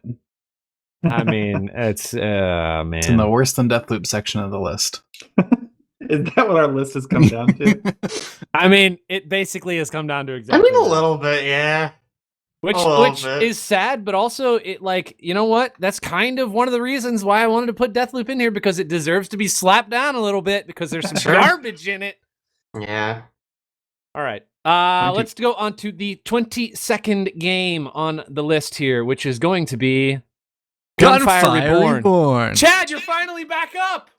I know, right? I mean, well, you only have 4 games out of 24, so. Yeah, it takes a while. Yeah. I mean, all of mine got like sent right out the gate too. Yeah. First couple. Yeah, quick. it's true. Gunfire Reborn, I think, is an incredible time. Grab a group of 4 people. They could be friends. I don't know. Whoops. My. Those My were cat some just- solid claws. Absolutely destroyed my back. Okay. Whew. So, Gunfire is a great time. It's a roguelike looter shooter. Yeah, you get guns throughout by killing enemies, and you get to choose basically. You basically choose like 1 or 2 guns at the beginning, and that's what you stick with for the rest of the time, because you get to upgrade them. You kind of formulate this quote unquote build around like what you're going for. So if you pick up a sword, you're probably going to try to go for like more of a close range build. If you pick up like a sniper, you're going to try to go for like a long range build. Sometimes the cards that you're getting randomly from the inscriptions and stuff, you're going to grab your weapons around whatever you're grabbing there. It's a great game. 4 people can play it. You're getting money constantly, and it's roguelike. So at the end of each time you die, you get to spend some points to where maybe your abilities are a little bit better, or you have more ammo, faster reload. Character specific. There's different characters you can choose before you get into it. So, for instance, my main is the bird, which you can leap forward and kick enemies. And part of his whole thing is he doesn't have recharging shield. He has shield that once you kick the enemies, you get a percentage of your shield back, and that's like some of the cards that you're going with in order to build that out. He's more of the quote unquote tanky of the group. He'll survive more, and like if he's the last one alive. And there's like the bunny, which is new. Don't really know much about that skills. I think there's a turtle now. There's a cat. The cat is the original that you play, where you're throwing smoke bombs that like freeze people in place. Each gun is very unique. It feels really nice. Like all the guns feel really nice to play with. But yeah, so a couple of you here have played it, right? I haven't. I have. It's a pretty enjoyable little roguelike run. You would say that about a roguelike. What can I say? That it was a fun roguelike. Yeah, classic Caleb. Yeah. You guys know what I like. Fun roguelike, like the builds can get like fairly deep, and it's got progression outside of the runs, and you can play with your friends. It's solid all around. I would have to say Different character classes. replayability comes down to like if you enjoy playing the same levels over and over again, and if you're the type of person that wants to progress from playing the normal difficulty to the hard and be able to beat the hardest difficulty in the game, kind of like your Diablo runs where you're constantly just getting higher and higher in the levels, and you're just trying to basically create your character to where you can start taking on the higher runs. And it's like typical classic roguelike stuff, right? Yeah. Because I guess you can fairly easily beat Light, sure. all of the levels that they have provided, and like quote unquote beat the game on normal difficulty. But if you go into hard, you probably will get stumped halfway through until you start continuing to play the roguelike, spending your points and stuff. So where do you think this falls? I would say it falls fairly high. I mean, I would put this above Pray for the Gods. Maybe not above GTFO. But I think because of the replayability, because of the time sink that you can get into this, because of the fact that you can co-op with friends, and that's all something that's really alluring to me, I would say it would be better than Pray for the Gods, because Pray for the Gods is like, once you play it through, it's done. It's a good game. You can go back and play it again, but you're just going to be doing the same thing over and over again, and there's no real feeling of progression at that point. Right. Compelling argument. I probably have You trouble sound putting so it above Forgotten sarcastic City. sometimes. No, I'm serious. What a compelling argument. Yes, yeah. I'm being serious because I'm trying to consider to myself, like, is this better than Deathloop? Wow, you literally are is it? still watermarking with Deathloop. Well, you got to pick a game that you've played and say, is it better than this? Yes. Maybe. Yes. Put it up here. That's true. Yeah, And you is it can't better go than off that of one? games No? you haven't No? played. That's anarchy. That's true. Yeah. You also need a game that you've played that you think is ranked about right. Yeah. Did you guys get to a point last year when we did this, when you got to the bracket and it would come around to 2 games that you didn't play, and you were like, "Well, I'm here. Yeah. I don't know what I'm gonna do, but I'm here." Owen's like, me? Hello? I don't know, he's Mr. saying Muted. something. He's muted, but he's saying something. I'm sure he's saying something. I believe that he is trying to talk because I can see his mouth. He's trying to moving. communicate I was with just us. gonna say, I sit here for like an hour saying nothing because we're going through all of your games, and I already know my stuff's gonna be at the bottom, so I'm like, fuck it, whatever. I'm just here, man. Do you want us to next year to just do like 1, 2, 3, 4 at the very bottom, and then just like start working our way up from there? What we should do next year is all mainstream and random games, but then have an indie list. And I think 2 Owen will lists. trump the indie list. I think honestly, I think honestly, next year we start with the bottom 4. So I'm only here for the first hour of the podcast, and then I just walk away and let you guys do the But rest. It's so Wow. enjoyable to participate, Owen. All right, where's this game going though? Seriously. I would probably put it at, if I were just going to place it, I'd put it at 13. Right above Deathloop. 13, huh? That's Think a But I Bowser- don't- I you haven't think played True Bowser's Colors, Fury so is maybe better 12. than Gunfire? I think probably. Okay. I think probably. But I'm not positive. Alex, you think True Colors is better than Gunfire? I like it more, but I could see you putting Gunfire above True Colors. I could see you putting it at 12. I'm okay with that. Well, Chad wants to put it at like 6, so I I feel know. like So moving up the yeah, list is so I probably feel the right like thing to do. letting some give in the system here. I think 12. 12? 12? Going once? Going twice? 12. 12. Gunfire Reborn. Well done. All right. Or 2 more games. left. 2 games left. Let's Here do we it. go. Game number 23 is going to be Trials of Fire. Sad. I know no one else has played this. All right. So Trials of Fire made my list because it has really interesting, deep turn-based combat. It has some mechanics I've not seen elsewhere. I don't know if they already exist. They might. But basically the way the combat works out, you have 3 characters, unless one of them dies. And each one draws 3 or 4 cards. And the way you play cards is you have to expend some resource. I forget what they call it, source maybe. But you only get that by discarding other cards. Mm. And you can also spend that resource to move your characters and to defend your characters. So there's this really big choice every turn about which cards you get rid of in order to fuel other cards or to fuel moving around the map. And it makes for really deep, interesting combat. And the overworld is played on like almost like a pop-up book looking map with little cardboard cutouts moving around and stuff. And it has some pretty interesting story going on in the overworld. Lots of random events as you're exploring throughout. But I know no one else has really played it, and I'm not going to make it that high. But I think the combat mechanics are just super interesting. Where do you think it's going to fall? Oh, probably like 17. Man, again, above. Oh my gosh. Maybe 9. The third 19. watermark. I will stand up for Kenna. I think I had more fun with Kenna than it looks like I would have with this one. I don't Okay. like the sound of the mechanics you described. Mm. And maybe that's because I'm like a person that's like has an issue with decision paralysis sometimes, but What? Oh, Sometimes? that can be a problem in this game Thank for you, sure. Jen. it just sounds like I'd be just like stressed and not having a great time the whole time. I don't know.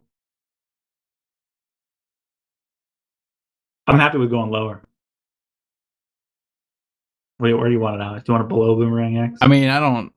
I mean, is it I don't better know. than Boyfriend Dungeon? Because You I could feel put like it- the answer is yes. I haven't put it actually played above- Boyfriend Dungeon. You could put it above Boomerang X. 19? I think I don't have any fight in Pokemon Snap, but you could debate It's that. definitely less approachable than Pokemon Snap.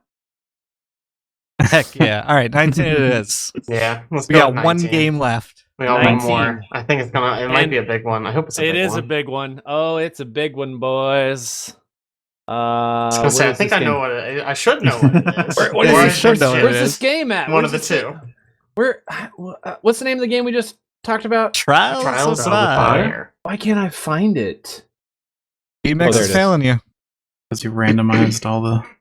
I mean, it does make it difficult. But it's important, guys, that I don't know what's coming up, except now that I definitely know what's coming up on Think this one we because it's don't. the last Yeah. one on the list. And I'm pumped to see Metroid Dread, Yes. the last one we got to talk about. Hell yeah. I'm repping our final game. No, what? Didn't I put this on my list? But yeah. I did. No, Don't sorry, not my fucking game. steal Not one my of game. my four. I'm repping the Sit final game. down, Sorry, kid. the I had final game. 4. Not my final game. Goodness gracious. Sorry. So, Metroid Dread fucking slaps, dude. It's so good. Obviously, it's a Metroidvania. They really nailed the movement in this, which isn't something I normally associate with like Metroid games. I feel like they can be a little bit stiff, but Yeah. running around whatever planet this is as Samus just feels so silky smooth. She comes across as such a badass, especially in the incredible boss fights. Like, you just, like, finish a boss, and you get to watch this, like, cutscene. Like, you'll, like, parry someone, and you watch a cutscene of Samus just, like, running around them, just, like, launching missiles, like, running along the back of this fucking, like, giant slime monster, just pummeling it with missiles the whole time. Mm-hmm. So fucking cool, dude. I'm really sad they didn't do the PowerPoint presentation for the boss fight, like little cutscenes afterwards, because I think that Yeah. would have been even better. Okay. Yeah. The story is so dumb, but I did literally laugh out loud at the end because it Yeah. does something that is so phenomenally stupid. It brought me so much joy. I was so happy when it happened. Are we doing spoilers? Can I spoil We've this been thing? doing spoilers. You can Yeah. spoil. Okay. When you find out that Samus is like part bird, That, like, Mhm. Darth Vader Bird Lord is her dad, kind of. That man who So- we've never seen before, right? No, Never once. Never He's once. new. fucking Yeah. hilarious. So funny. Just like at the end of the fight, he's like, by the way, I'm like your space dad. And Samus is like, I'm gonna shoot you with missiles more. Like, I don't know. Hilarious. So fucking funny. Weird story. Anyways, the power-ups are all really fun, and I think they come at a really good clip. It's not Yeah. like, Yeah, oh, true. dude, like, you get 3 power-ups, and then there's a long point where you don't get any. You get them pretty much, like, kind of like at an even pace, and they all kind of open up a lot of new areas, change your gameplay pretty good, I think. Not 100% of them, but I think they do pretty good, giving you new traversal options or new combat options. But yeah, no, this one's my game of the year. Really? Mhm. I think my only problem with this game is and this is only because my experience is mostly with Metroid Primes, is that this game feels very linear in comparison to those. I do not have a lot of experience with like the platforming, Game Boy Metroids. I have never really played those, with the exception of, and we've talked about this multiple times, connecting that one Game Boy Advance that one time to the GameCube to get that special suit for Metroid Prime. That's about all my experience with that. So to me, there's a little bit of hand-holding and a little bit of like linear gameplay that I would kind of wish for more. Maybe like not necessarily like secrets, but more like understanding and figuring out how to navigate the map. More Metroidvania, less, I don't know, here's the next door, here's the next elevator, here's the next transport. But other This than that, is definitely the most linear Metroidvania I've played. In that you don't necessarily have to progress in the way that it lays out for you, but it just lays it out so nicely that you kind of want to progress that way. man, Yeah. are you sure? A couple times I really felt like you had no choice but to progress basically the exact way that they'd given you. Once you get a power up, like you've gone through a doorway, you try to go back through that door and it's like, well, that doorway's shut down. Or all of a sudden there's a flame tree, you can't go through the flame tree. Or all of a sudden part of it's collapsed, you can't go through there. So you just have no choice but to go through the transport. Go through the That elevator. may be There true. are a lot of points of no return. Is that good? Is it bad? On the one hand, it does mean you don't spend a lot of time running around going, I swear there was a missile door around here. Is it here? No. Is it over there? No. Is it in the purple area? No. Red area? I don't know. But on the other hand, it does mean you kind of just are like, oh, I got the missiles. I'll go back exactly one room to where the missile door was, and that'll be my path forward now. I think that's fair. I think that I kind of like that. I don't know. Maybe I'm not a super fan of traditional Metroid games. Well, we It also keeps talked it- about, Keeps it going. Keeps you on a good pace. Yeah. Yeah. you were also talking about, Alex, how you didn't necessarily like Hollow Knight's navigation because it's like you never have any idea really where to go. I was saying that the worst part of Hollow Knight's the beginning when it's just like completely open ended and then there's no map and you're just kind of like wandering around. And I never felt like this in this game, really. I still get lost sometimes because I'm bad at that, but like usually I can figure out, all right, what was the most recent power up I got? Where are doors labeled with said thing? And or there's like, you find the map statue and it's like, oh, there's dark areas in the map. I should probably figure out how to get to that section. Yeah. But there's still like a fair amount of backtracking. Like you have to go back to previous areas of the map a bunch. And that figuring out that kind of stuff is problematic to me. I have a problem with the amount that they use the hidden blocks. Mm. Yeah, And it's not just for kinda weird. side content. It's not just for secrets or expanding your arsenal or whatever. It's like for main progression. And I mean, sometimes they it's like, where the literally- heck am I supposed to go? And then all of a sudden, I'll randomly shoot a wall, and it's like, oh, okay, that's the spot I need to go to. All right. There's well, one part in since we're- particular I since can we're- remember that you're Go ahead. required to shoot a block in one specific room to get through, and you don't have any indication that you need to do that. You haven't made it to this point, so here's another spoiler, but one of the That's abilities you get is discovering all of the hidden blocks in the area around you. They literally built a mechanic so that you can find hidden blocks and progress, which is... Well, you do get that after the point I talked about. Yeah, there's still spots that for yeah. main progression where you need to find it. Yeah. It does Before at that. least have the courtesy, when you look at the map, it'll like pulse It white. blinks, yeah, the area. Yeah, so it's like, Yeah. hey, there's a hidden block in this area, which usually for me has been enough when I'm like, where the hell am I supposed to go? If I see it's pulsing, I'm like, oh, duh. It's Yeah. Metroid. There's hidden blocks for some reason here. That is very helpful. Yeah. I'm not really defending that. I also think that's kind of annoying. But at least in this game, I did not. I never got like frustrated with it because it was usually like, as soon as I got stuck, the map would be like, hey, don't forget that we put a hidden block here for some reason. Yeah. And then I could just be like, oh, okay, and I could get through it. I will say, I think I've been enjoying it more and more as I've played more of it. Like, as you get more stuff, more ways to move around, stuff like that. It does a really good job of like, you definitely feel yourself getting better as you go, right? Because the first few enemies are like, oh, geez, I gotta like stop and wait and counter now, and you like get hit anyways, and you're like, oh god. But then by the end, you're just running, countering people as you run. Yeah, dude, it's wild. It's so much fun. I imagine watching a speedrun of this would be a blast. I actually just watched one the other day. It's pretty pretty slick. Yeah. The power up where you sprint and then you can conserve that momentum and like launch yourself vertically is so cool. Super cool. So fun. Yeah. Little There's a shine bunch spark of puzzles for upgrades with that. Yes. Yeah. They Really use cool the ones. Shine Spark for hidden collectibles is really fun. Like it'll be like, because you basically gotta like super speed and then do some really tight platforming to conserve all the momentum and then stop and launch yourself at a certain angle to get it.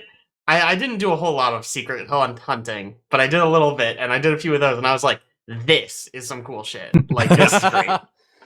That's what I like about the Metroid games is at the end when you're done, you go find all the secrets, you figure out how to puzzle solve. That's what I love about Metroid Prime games. I think it's great. This game, it delivered on it, just not to the same level for me. Honestly, we didn't even talk about the freaking Emmy zones. Yeah. Which are... I mean, I think don't they're know a fun that addition. they're...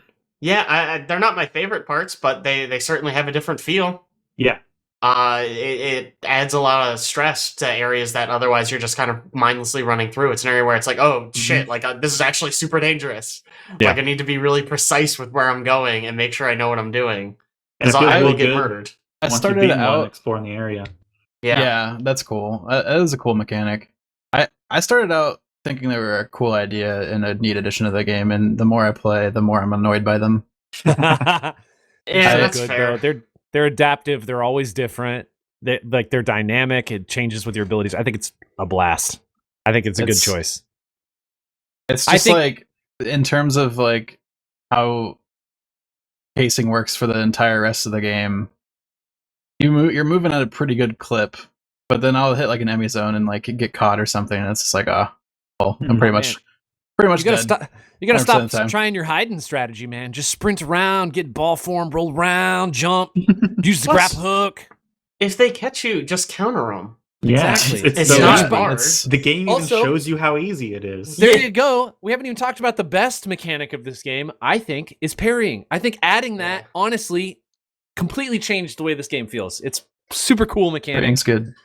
You said they just pulled that feels in from Other M, right, Jake? Is that where they started Not it? Other M. Metroid Samus Returns, the 3DS one. Returns. Nothing good came out of Other M. Forget about Other M. It's not real. Sorry. Yeah, technically it was in that one. Nobody really seems to care about it, so whatever. It was invented in this one. But dude, landing a parry against a boss and just like getting to obliterate them with missiles is maybe like the best feeling in the history of feelings. It's so good. It's so nice. Where are we going to put this last game? I mean, I already said mine. I think it should be a 1. I don't know if I'm going to get a lot of pushback for that. My biggest issue is I like Village more.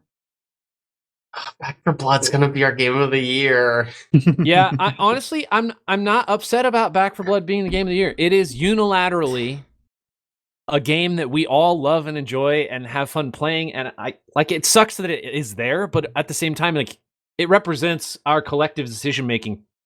Yeah, I think as long as you have a decision made by a group of people, normally the group consensus of like, even though it's mediocre and you have, I think every single one of us has a game that we like better than Back 4 Blood. It's the fact that all of us agree that it's a good game. It's so unambitious. It's like, hey, you know Left 4 Dead? We made another one, dude. There's cards in it. What are Yeah. the special zombies? They're the same ones. We didn't even come up with a new one. It's the same Why way would we that put effort in? Here it is. It's Left 4 3. Left for 3. I mean, at the same time, the shooting in it is way better than Left 4 Dead, and I absolutely hated Left 4 Dead because of how that game Yeah. felt. I mean, I'm not saying there are not improvements, but I am saying it's so similar. I feel like there's nothing like groundbreaking there. Yeah. I felt the same kinda way think that's until okay, we did though. the what do you call it when we did the 24-hour stream and then we played Left 4 Dead. And I hated so much of playing Left 4 Dead 2 because I was like, Well, it was also utter chaos, so it's kind of hard to Yeah. say Yeah, they were like like, that I mean, had it any was utter comparison. chaos, but I That was just a lot of hated fun. so much Yeah, of I hear it because I was like, I would so much rather be playing Back 4 Blood right now because I want the better gunplay, I want the better enemies, the better AI, the better everything. I was like, I feel like base Left 4 Dead, yeah, sure, but like with having 20 people in that, that was incredible. Okay, that was oh yeah, wild. it was fun on a different level, but I also was Yeah. just like, I could feel the edges of Left 4 Dead there. Let's go because back, though. Back 4 Blood is more polished. Where are we going to put this Metroid Dread title? 5. No. Okay. I don't know. I'm trying to bat for you, Jake. Where do you want it? I mean, I already said 1. That's not All right. gonna happen. But Aaron and Caleb want it below Village because they like Village better. Jake wants it above Village. I also played it, but I didn't play Village. Well, you'll never play We'll Village. compare it to It Takes Two. Compared to It Takes Two, that's a good question. And Back 4 Blood, I guess.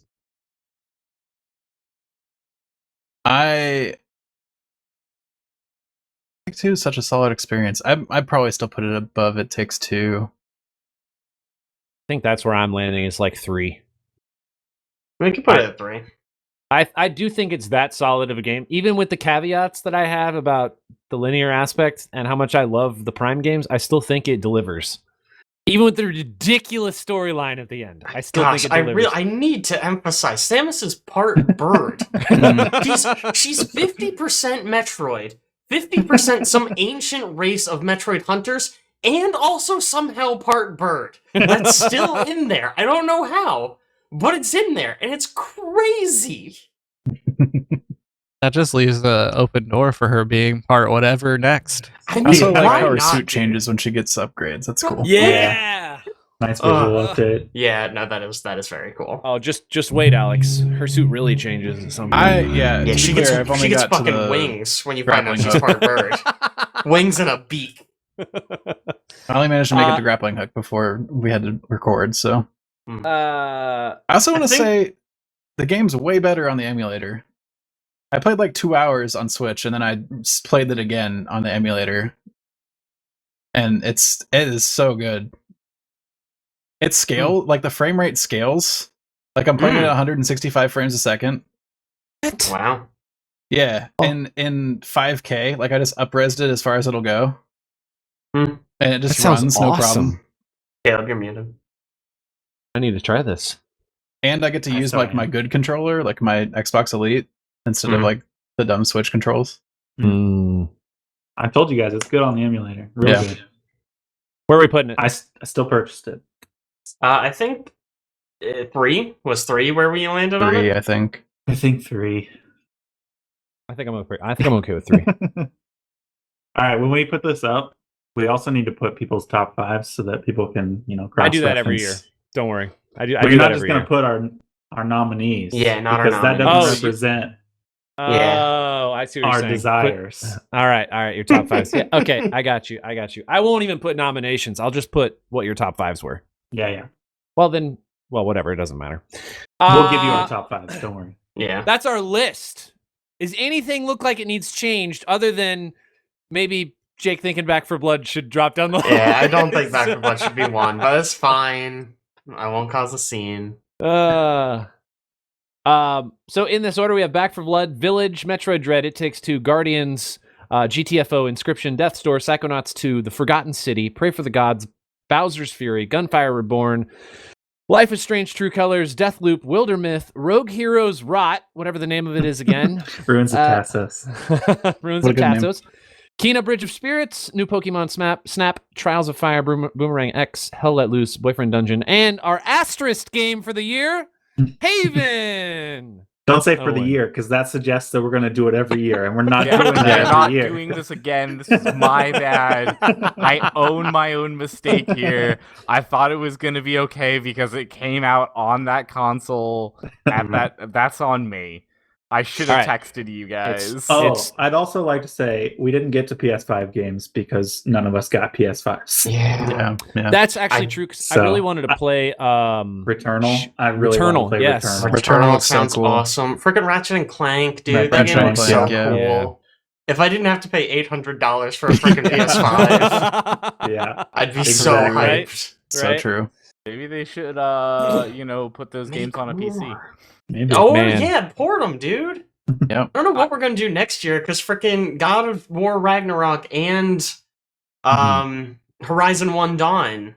Oh, Come out. Horizon 1. I would. It's the Horizon season. Dawn. I would love so much to play and feel like Spider-Man. Right? Miles Morales. But as someone Man. who does not own Yeah, a Miles PlayStation, Morales. I And I will know- never know. You're I going know to get the a two I PS6 just- before you get a PS5. Yeah. I think the two I said are also coming to PS4, but man, I'm not buying them on a PS4. Yeah, true. Like, what am I, a peasant? What's the point? Holy crap. Not happening. Gonna purchase it on like an 8-year-old console. Get out of here. Guys, I like the list. God of War I comes think out on PC tomorrow. I think Yeah. it still looks good. And I really liked the format, even though it was definitely longer. I really liked the format because I feel like we got to talk through our games more. It was more Wasn't precise. this supposed to cut down on time? It was, Well, you know, That we was how originally it thought it was, would. but Last It year was was a trick. 2.5, so now we're at 3 hours and 15 minutes. You know, what I mean, Jesus we're close. Christ. I will say an hour of this. Maybe was we gotta going, Wow, go- this is such a good format, guys. I mean, don't get me wrong. I know it's long, but I really like this way. I think it gives more people options for games. Maybe we just narrow down the number of nominations next year. 3 nominations. I 3 don't know. nominations instead, maybe. That We would could help. also. It does solve Wow. the tying problem. yeah. Man, so much. Yeah. I mean, So much. Here's the good news: we have a whole year to think about it. I didn't know We we were do. changing formats until this afternoon, so like, you know, just kind of thrown into the crucible. But now Yeah, we can sorry. workshop it. No, it's all Sorry. good. It worked out. It worked out. I'm not actually upset about it, but It was fun. It was fun. we can now we can think on it and stuff. Yeah. We will. We'll think on it. Let's see. Oh, yeah. I guess anything else before we outro here, boys? I hope not. Please not. no. Play Haven. It's Okay. a good game. Yeah, is it time for what have you been playing lately? We gonna jump into that? 2020 now? game Haven. I guess I'll end by saying what will I say to end this? I need Tell to have them a good how much outro, they boys. undersold GTFO. Wow. I think I'll say And that's the show, folks. We hope you were enchanted, intrigued, and best of all, enlightened. Listening to our ranking of games for the Horizon's 5th annual Game of the Year podcast. We have reached the end of our show, and we thank you so much for joining us. We will catch you next time.